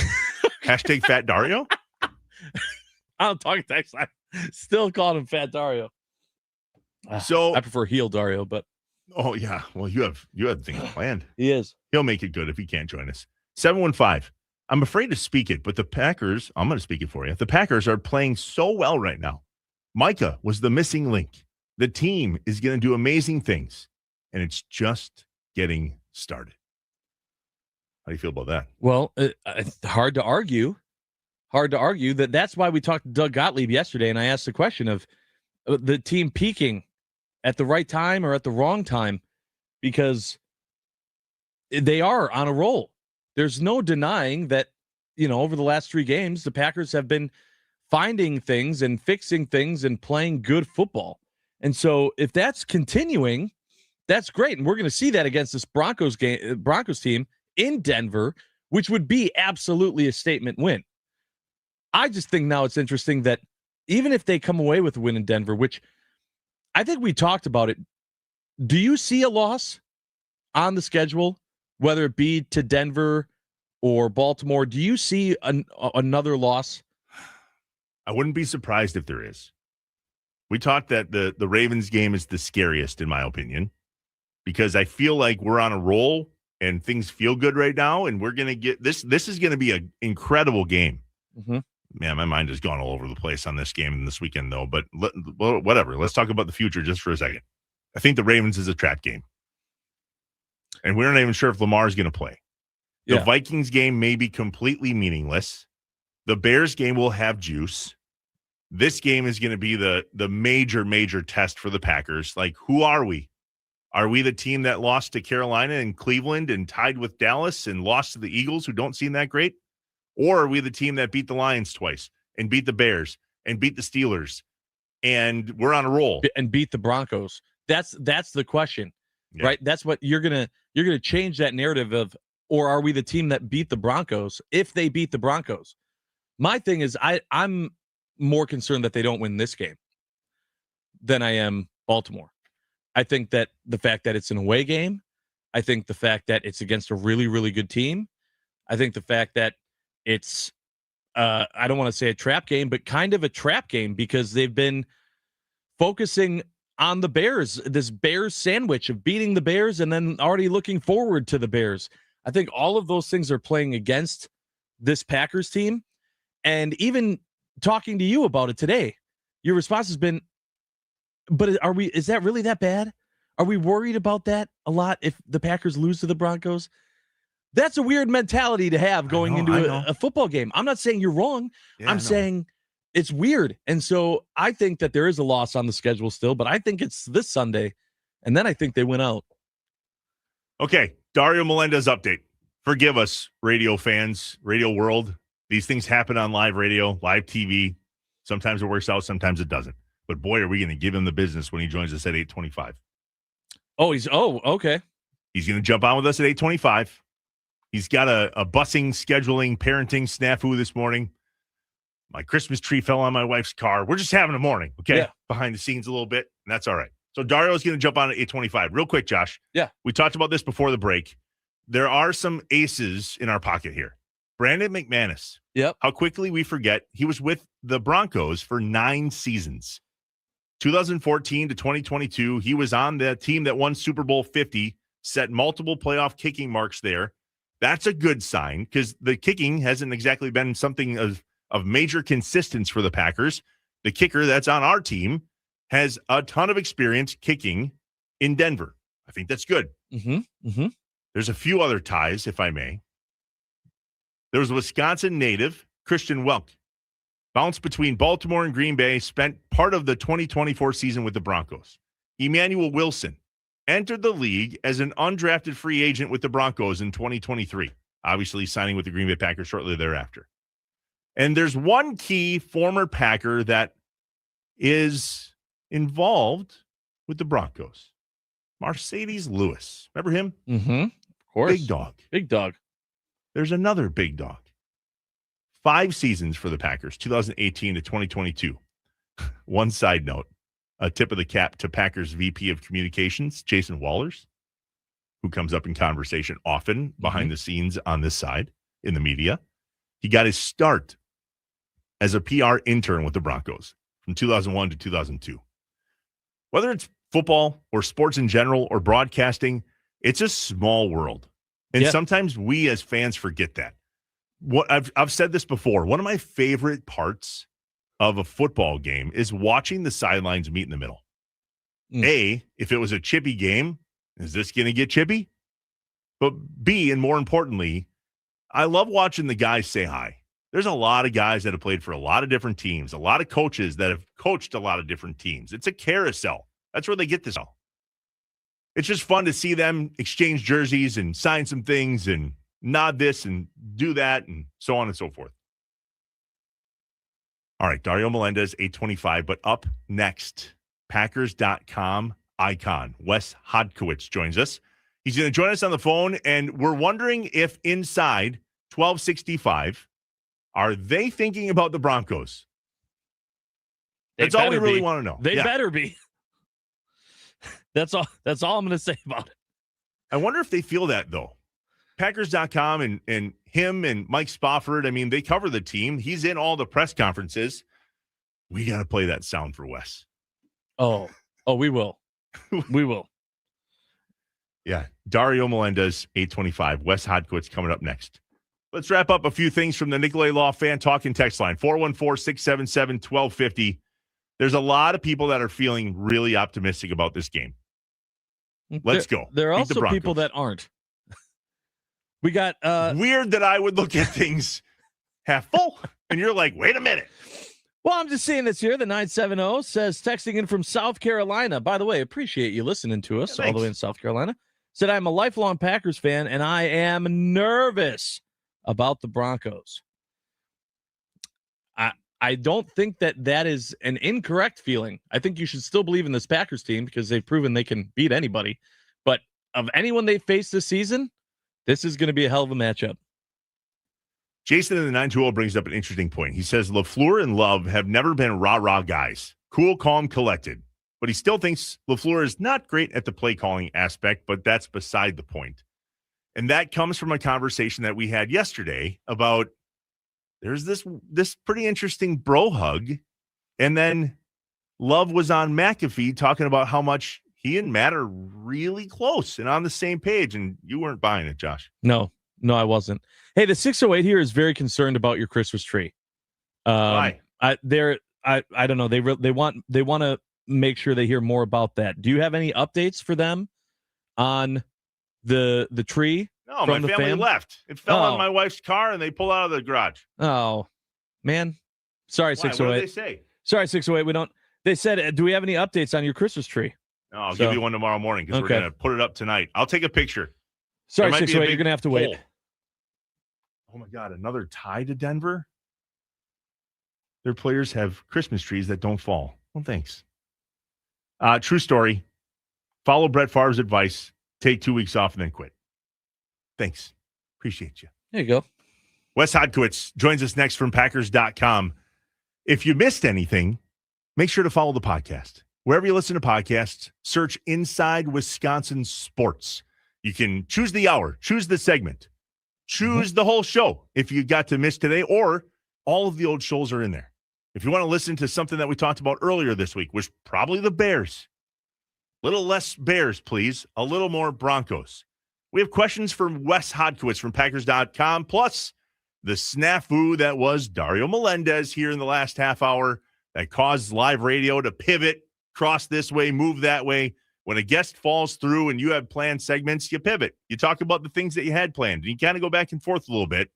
We'll fix that with Dario. He's going to join us at 8:25. Man, no more Bears talk. I promise you it's going to happen in the next segment. Josh, hands in the middle. Hands in the middle. No more Bears talk. Ready? 1, 2, 3, break. Beat the Bears. Next week. Okay. Broncos. That's Inside Wisconsin Sports. Trevor and Josh, live from the Wisconsin Sports Radio Network studios. Powered by the Potawatomi Sportsbook.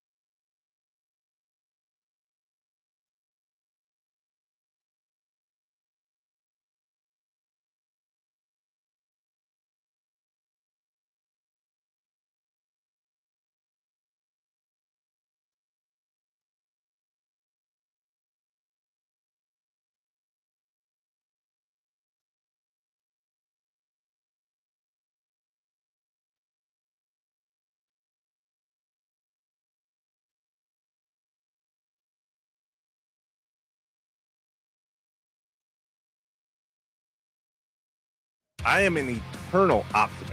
So please, God, don't tell me that you're an eternal pessimist. I like to say I'm a realist. Oh, it's great.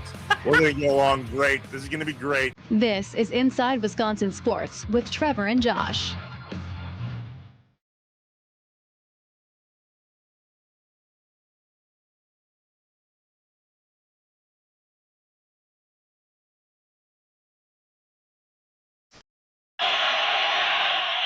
Play action from the 18. Want it all? Deep down the field. It is pulled in by Greg Jennings. The Packers win in overtime. Unbelievable.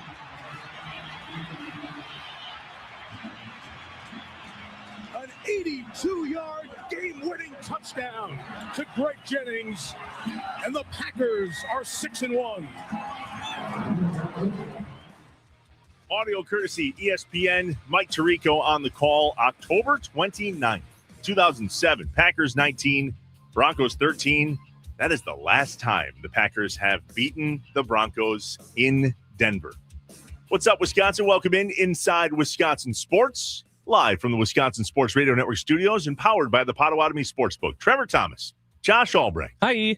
And joining us now on the Wisconsin Sports Radio Network guest hotline, powered by Gruber Law, one call, that's all. Packers.com icon. That's what my notes say. Wes Hodkowitz. What's up, Wes? Thanks for joining, man. Hey, Trevor, I think that's the first time I've ever gotten an icon before. I don't think I've ever been able to solicit an icon before in an intro. You're welcome. We got you. Thank you for that. Yeah. Where were you in 2007, Wes, the last time the Packers beat the Broncos in Denver? Oh, let's see. I would have been, what would that have been, my freshman year at UWGB, while working the phones over at the Green Bay Press-Gazette and seeing your smiling face during the summer. Yeah, I think it's been a minute, man. And it was funny that it's funny that you brought up that clip. I was actually going through my history because I was thinking a couple of days ago, I'm like, man, I haven't covered a win yet in Denver, and that's including that preseason game last year where they lost 27-2. Yeah, there's been some rough memories out there for sure. Yeah, I think that part of the problem, Wes, might be that maybe everyone just doesn't understand football enough. But lucky for us, Matt LaFleur in his presser yesterday took care of that. Did you hear this? This is what it sounded like.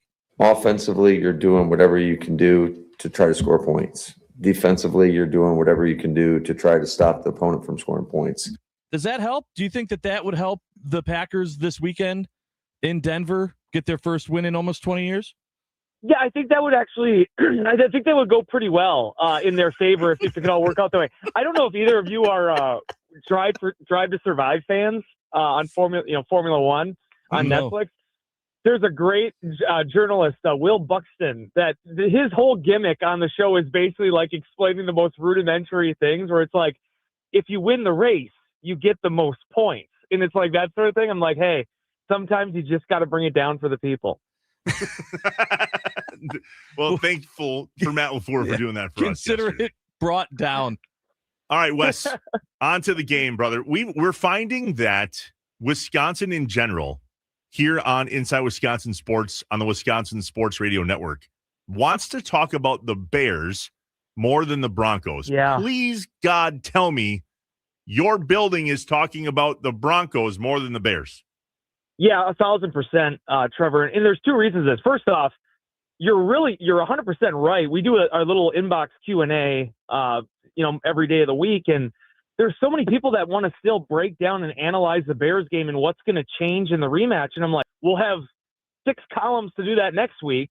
But two, this is a huge matchup for Green Bay because not only do you want to get another win, not only do you want to try to make a bid here for that first round bye, this is an ultimate measuring stick game. When you look at the way that the Broncos are orientated, the only thing that Sean Payton has done since he's went there is improve that football team. They went from the absolute doldrums, not being able to find a quarterback for years, seeing kind of everything that they had in Super Bowl 50 sort of erode, to once again being the silent partner, I would say, in the NFC or the NFL, playoff chase. So this defense is on pace to have as many sacks since anyone going back to the 1985 Bears. So you have to be cognizant of it. I know the Green Bay Packers, talking to guys in the locker room this week, they're definitely their antennas are up, understanding what's at stake here.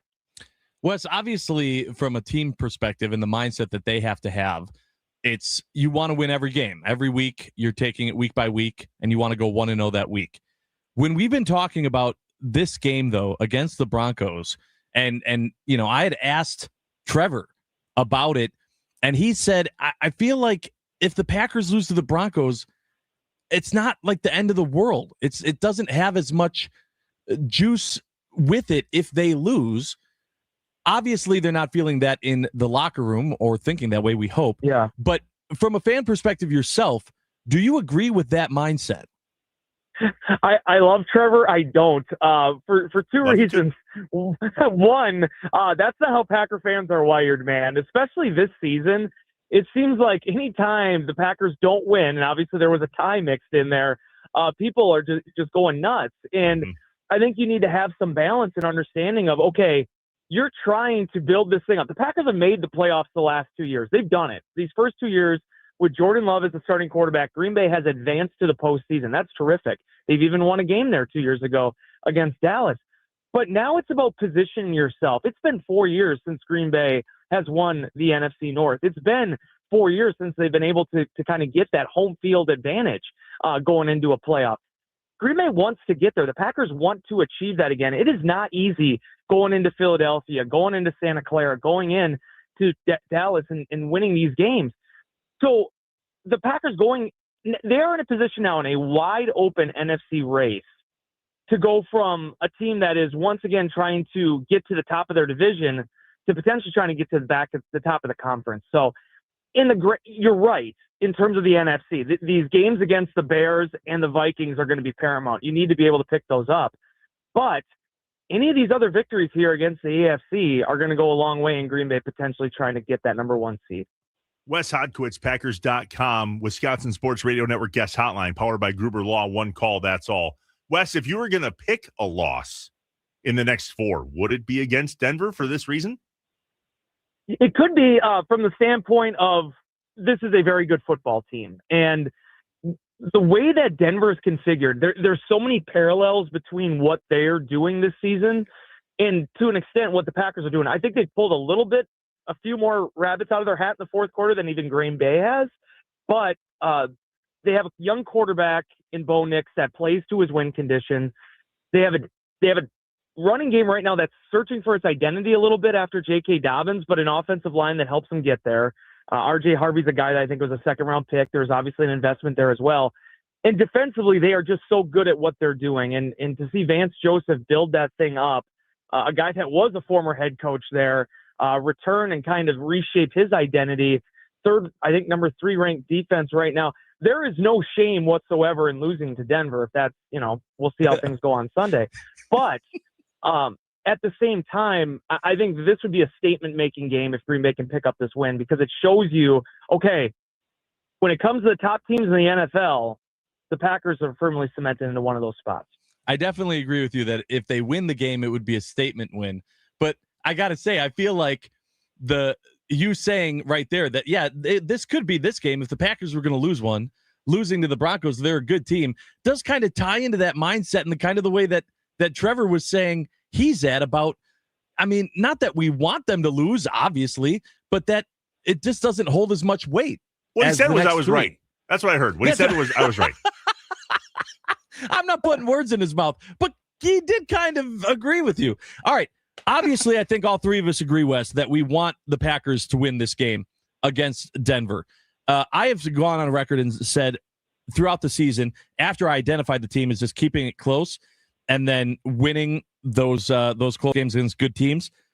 This Packers team can hang with anyone. They can beat any team as long as they don't beat themselves. What is the key to success for the Packers in Denver?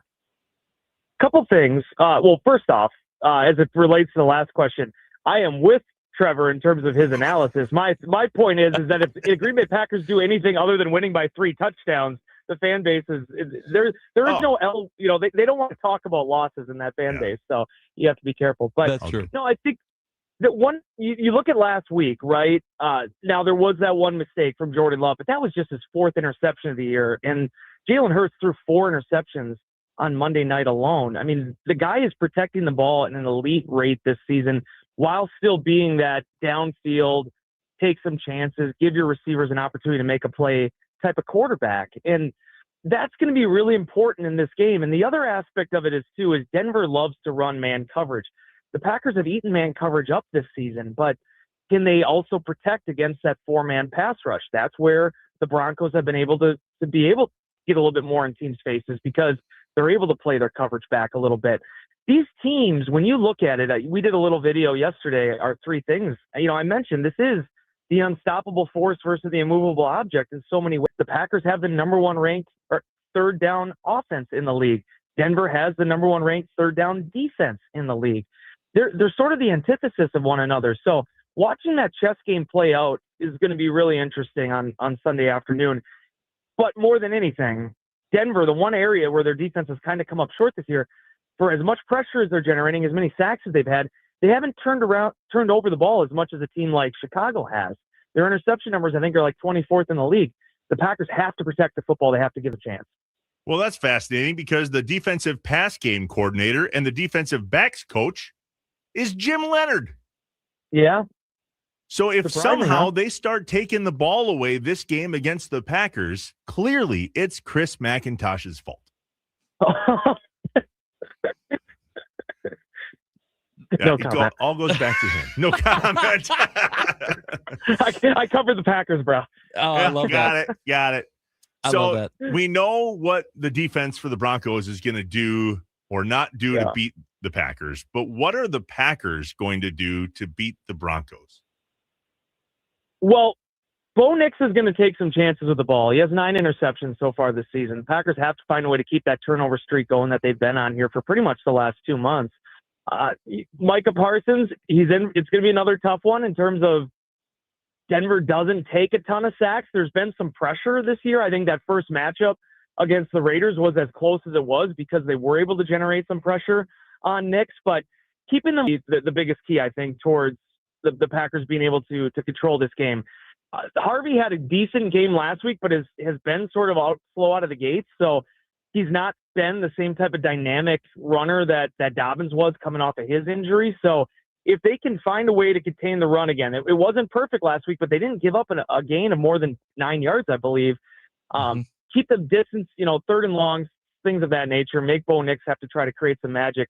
I feel like the Packers can find a way past this offense if those things can be achieved. Wes, the Micah Parsons lack of holding calls in his favor was a huge topic across all media this week, sports media.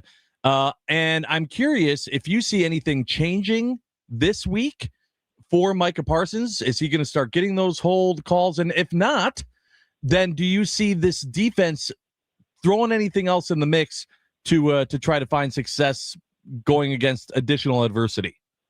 Yeah, it's a good question. And I think we've seen that adjustment already with, the way that Jeff Hafley moves Parsons around. I think that not only adds to some of the illusion of complexity by him lining up in different positions, but it also makes it so that each, the offensive lineman that he's going up against, 1, 2, 3, however many are responsible for him, they can't really get a beat on what he's doing. You can't keep going rep after rep, down after down.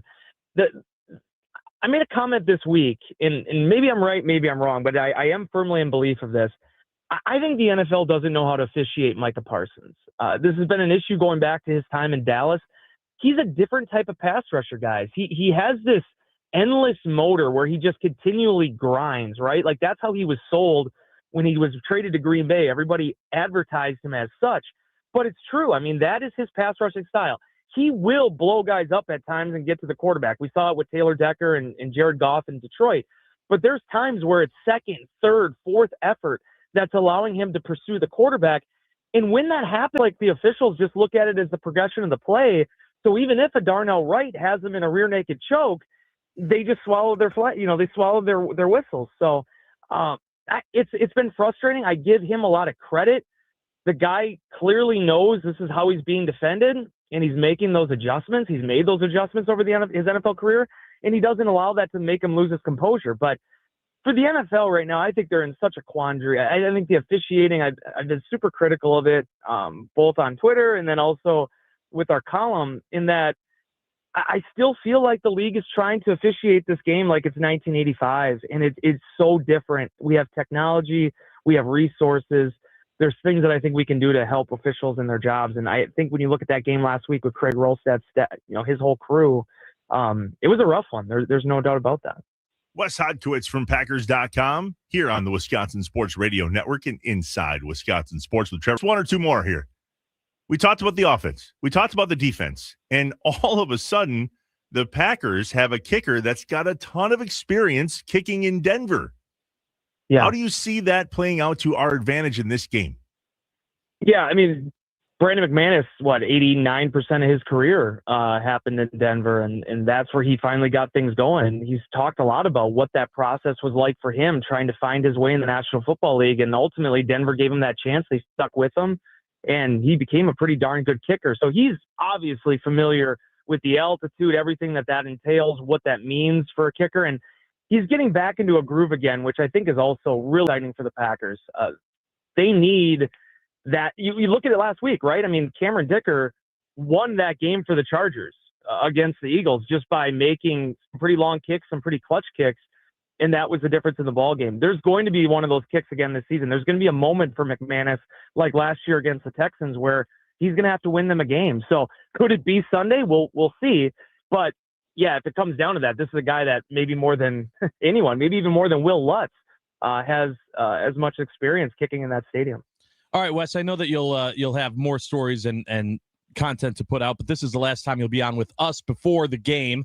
So it's score prediction time. Who wins and why? Packers Broncos.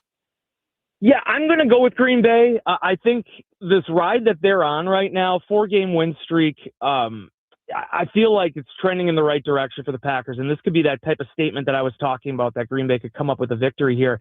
The other aspect of it is, too, I'm not trying to say that Denver is due, but they're on a 10-game winning streak, and like I mentioned earlier, there's been numerous moments where they've kind of pulled that rabbit out of their hat. They're going up now against one of the top and one of the hottest teams in the National Football League. They are on their own turf. I know the history of Green Bay in that stadium, but this seems like the moment where the Packers could separate themselves a little bit from the NFC while also showing the NFL that it doesn't matter. I mean, this is going to be one of the teams here. It's not about making the playoffs. It's not about winning divisions. They're trying to mount a championship chase here, and I think if no better way to really stick your sword in the ground there than showing that this could be done. Wes, are you a WWE guy? I was, yeah. I mean, I don't watch it too much anymore, but back in the day, very much so. I was going to ask you who's going to wrestle John Cena this weekend, because I hope to God it's not Gunther. It's Gunther. Yeah, that's all set up already. That's all on the Twitter. That's on the social medias. Follow him there on Twitter. Who did you want, Trevor? Who did you want, Trevor? Who are you looking for? There's a lot Micah of Parsons. people. Yeah, but he's busy. There's a lot of people saying Edge from back in the day. Yeah, I don't think they're getting Edge. He's with a different company now, unfortunately, so they missed that one. Or is his contract up? Dun, dun, dun. Dun, right. dun, dun. For Packers coverage and a little bit less WWE, follow Wes Hodkiewicz from Packers.com on the Twitter, @WesHod. Wes, we love you here at Inside Wisconsin Sports and look forward to chatting with you again, buddy. All right, thanks, guys. Have a great day, okay? Thanks, Wes. Wes Hodkiewicz on the Wisconsin Sports Radio Network guest hotline, powered by Gruber Law. One call, that's all. I really hope it's not Gunther. I mean, me too. And literally any other outcome than Seriously. just a plain, boring, normal match. I'd rather have people like come in and start beating up him and it end in a DQ than it just being a straight up match. They know that, right? Like we're gonna get a surprise. You never know. You really never know. Brutal. Hey, is Dario Melendez gonna join us next? You never know. Really never know. You really never know. Here's the one thing that we do know, Josh. Okay. Above and beyond everything else, Matt LaFleur told us how football works. Offensively, you're doing whatever you can do to try to score points. Defensively, you're doing whatever you can do to try to stop the opponent from scoring points. There you go. Any other questions? I hope John Cena heard that too. All right. Dario Melendez will join us when we come back. Inside Wisconsin Sports with Trevor and Josh, live from the Wisconsin Sports Radio Network studios, powered by the Potawatomi Sportsbook.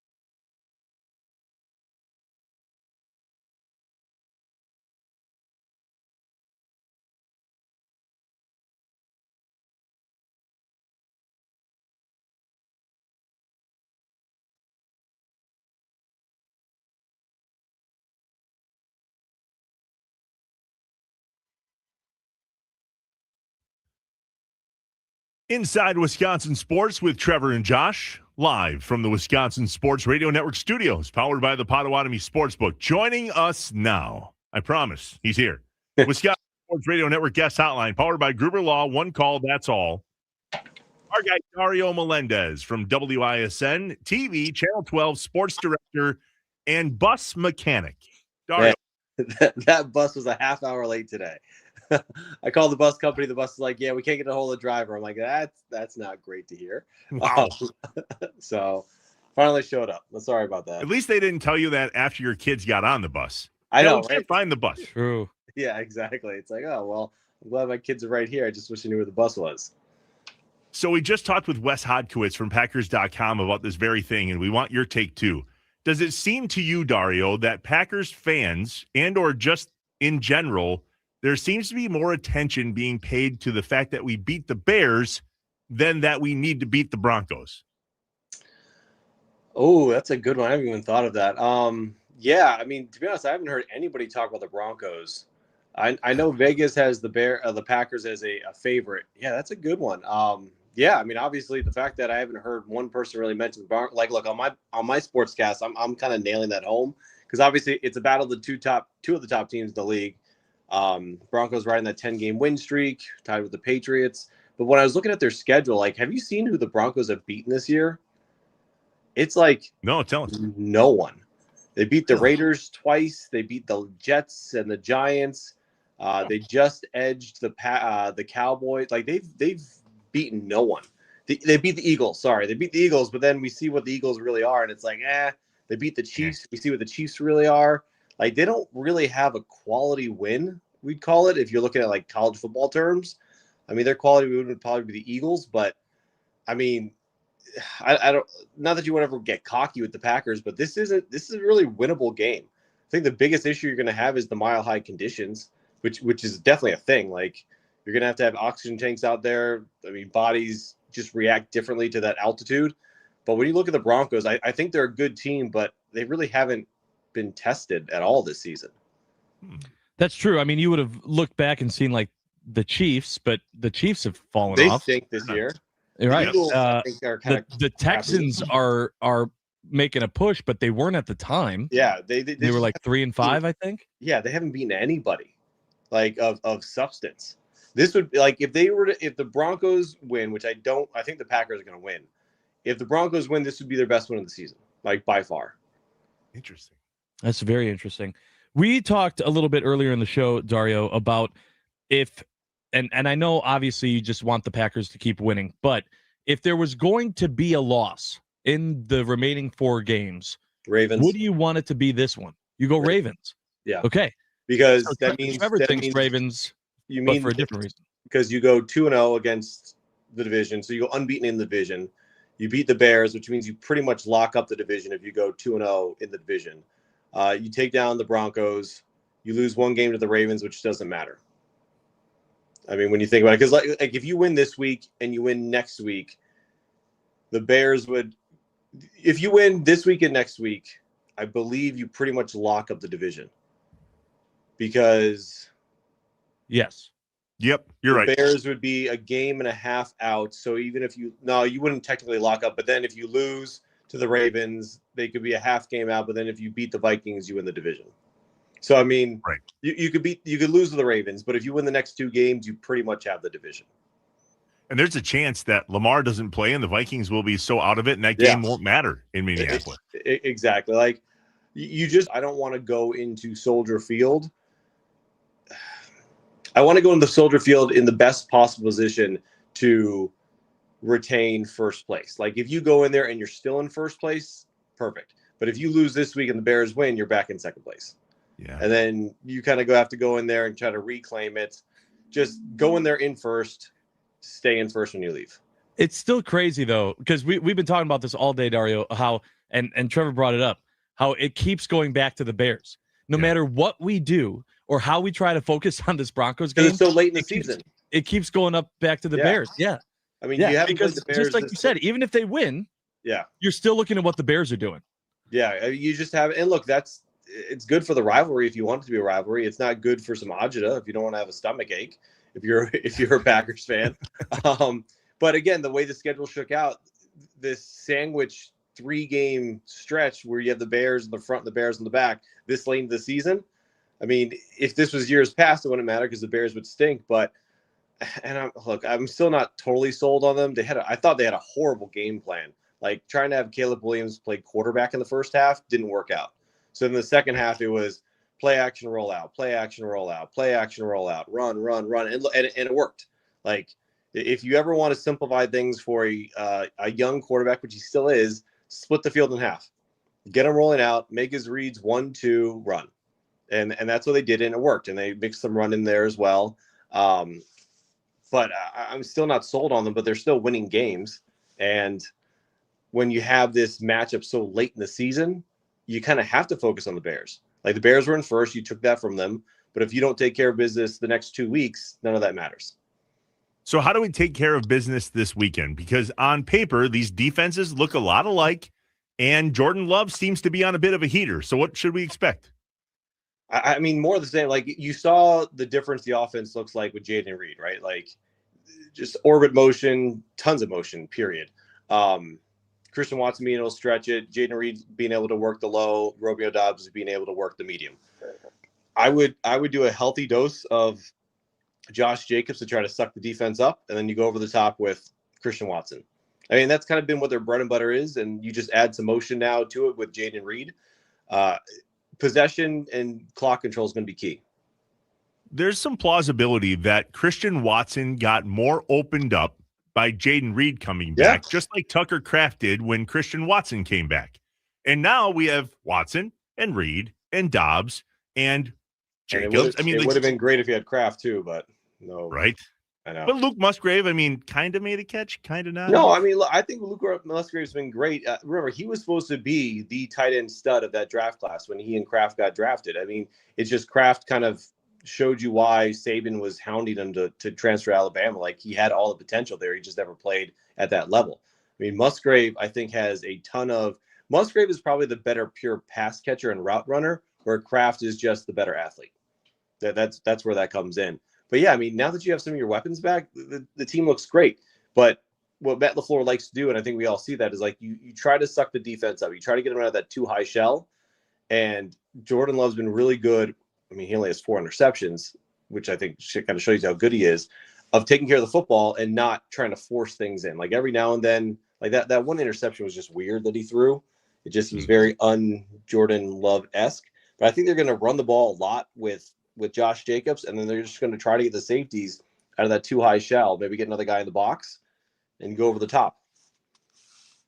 So we talked about, too, just tying into that, the aggressiveness from Matt LaFleur. And if they come out the same way that we've kind of discovered, hey, the last 2 games, you've taken more chances. It hasn't been just check down, and it's worked.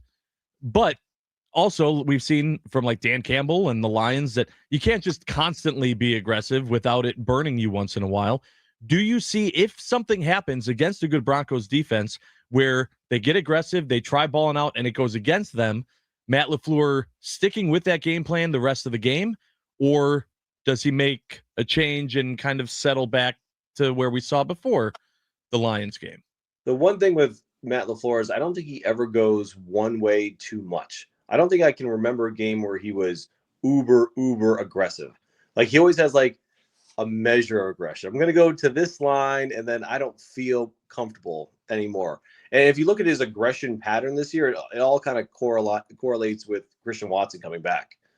I mean, so it's yeah, I mean, I expect him to be aggressive to an extent when he gets a chance, but his offense isn't built to kind of, except for third down, which I always find weird. Like he's always super aggressive on third down. There's not like a short or medium route you ever see Jordan Love throw. Right. Like on these 3rd and 4th downs, he's always going deep down the field. 3rd and 1, let me throw it 33 yards. Which infuriates me.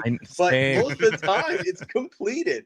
Like I'm always like, because like playing in college, we always had a safety route, right? Like you always have a short route that is most likely going to be open, probably 80 to 85% of the time, where if you need to get a first down or 3 or 4 yards, you just check it down. That offense isn't always built that way, which I find to be crazy. But yeah, to my main point, like Matt LaFleur just, I think he likes playing with fire, but he's never going to get burnt. So he's going to be aggressive when the defense allows him to be, and he's going to pick his spots. And again, the reason you run is to get the defense to lull into that over the top. And we saw it in the Bears game. You run it, you check down. 3 or 4 times, the over the top came open, and Jordan Love took advantage of it. Scared money don't make money unless you got $2 in your pocket. Then grab a McChicken and have a night. Sure. That's what this does. That's really, you should put that on a t-shirt. I was gonna say that's a hell of a line. I couldn't recite it right now if I wanted to. Something about chicken nuggets and 2 deer.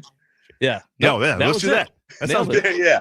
Get some chicken nuggets and a deer and we'll go hunting. I think that's what the story That's what he said. That's exactly what he said. Yeah. We know what needs to happen if the Packers win. What can't happen and make the Packers lose? You can't let Bo Nix take over. I mean, I don't know if the Broncos offense has been really challenged at all. I think Bo Nix is a really solid quarterback. I don't think you could put him in the elite category, but just don't let Bo Nix do like special Bo Nix type things. Like keep him in the pocket, make him throw. When you look at their weapons, I mean, who scares you? Jim Leonard. Yeah, that's about it. I mean, I think they're a good team. Look, you don't win 10 games. You don't have an 11-2 record or 10-3 record, whatever they are, if you're a bad team. But I also don't think they've played anybody substantial. So don't let Bo Nix beat you. That's going to be. You just completely changed my mind in this conversation. Yeah, I have completely flipped on how I think the weekend's going to go. And I needed this. I really needed this. I mean, look, the Packers playing great ball. It's Toyota-thon, man. Like we were talking to That's been the biggest point we haven't even brought up. It's Toyota-thon. To everybody in that locker room: Christian Watson, Evan Williams, Micah Parsons, Jaden Reed, Romeo Dobbs, Xavier McKinney, and I was like, "Do you like this Toyota-thon thing? Is crazy. Like it can't be a real thing, but the numbers say it's real. And they all say, look, numbers don't lie."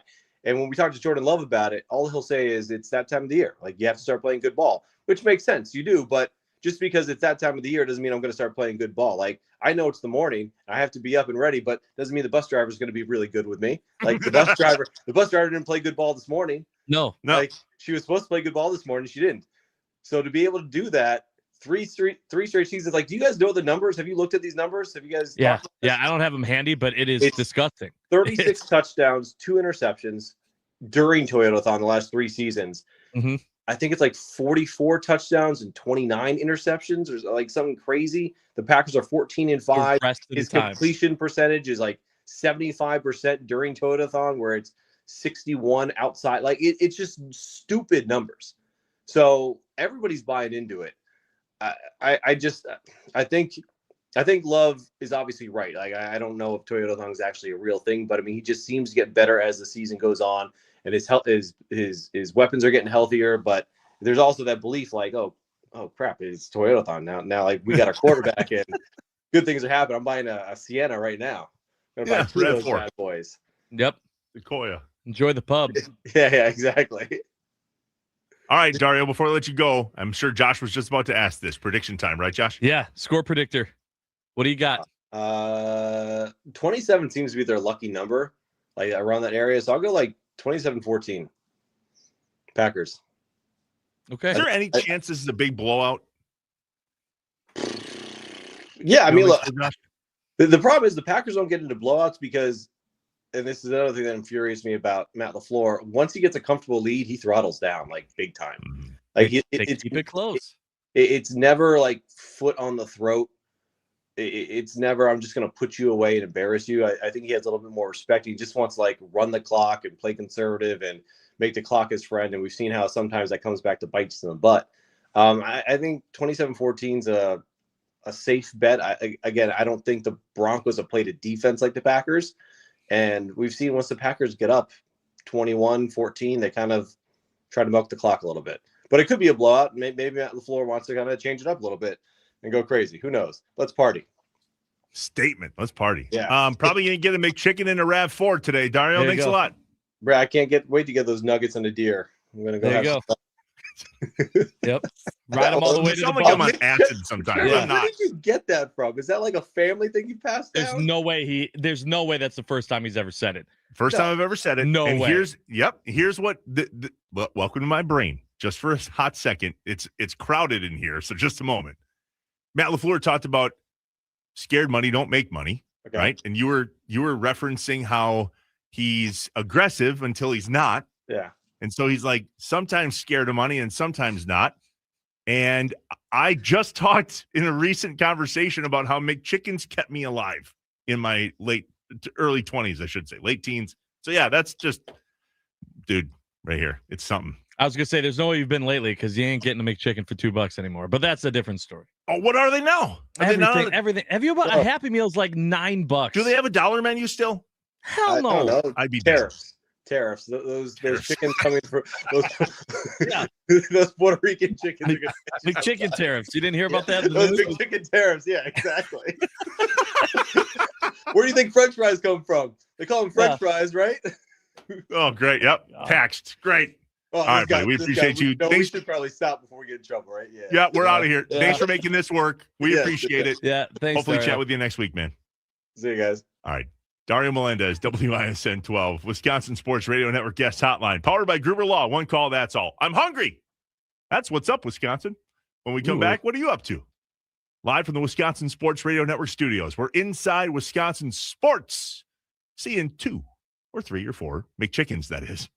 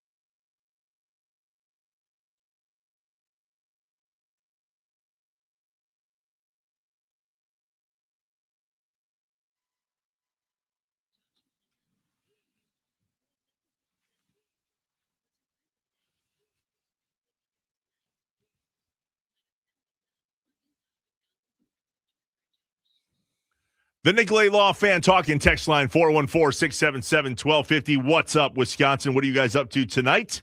What do you got to watch? What don't you got to watch? And the Bucks could qualify as both, Josh. That's very true. Bucks play basketball in Milwaukee tonight against the Celtics, according to what I'm seeing from ESPN. According to Shams? Yeah, per source, the Celtics are 8.5-point favorites in Milwaukee. Well, pick 'em game. Yeah, so it should be a fun one. My plan for tonight is to try to, well, I'll tell you what it was. It was to learn more about football, but Coach took care of it. Offensively, you're doing whatever you can do to try to score points. Defensively, you're doing whatever you can do to try to stop the opponent from scoring points. So check that off the list. Got that done. Don't got to worry about learning about football anymore. I know my plan, honestly, I'm going to bed. You're wiped. I'm not feeling great. You're feeling the seasonal cold-ish thing? Something. That's the thing. You got a baby at home. You got a bunch of people, in your workspace. Cesspool. I mean, you name it. I don't know what the heck it could be. But Jordy's in school every day, right? Yeah, Jordy's in school too. So Cesspool. Right. Who knows? We get sick every single fall when the boys go back to school. And they come home after 3 days with the and we're dead. Wow, that was a perfect impression. You're welcome. Yeah. Yeah, you've had practice from that. So that's my plan. I got to put up a busted-ass Christmas tree, I guess. Come on, you don't know. Maybe is it where you set your Christmas tree up? Is it in a corner? It is. Oh, we have a chance to hide the damage. In case you missed it earlier, my wife and my son walked out of the house this morning into the garage where we have the Christmas tree kind of leaning up against some stuff. We're putting it up tonight.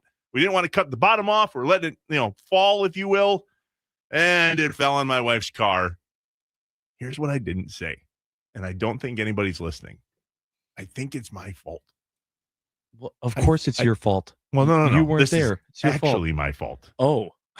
I think when I pulled my Jeep into the garage last night, I bumped the Christmas tree. And when I pulled it out today, I think it maybe moved. I'm not telling them that.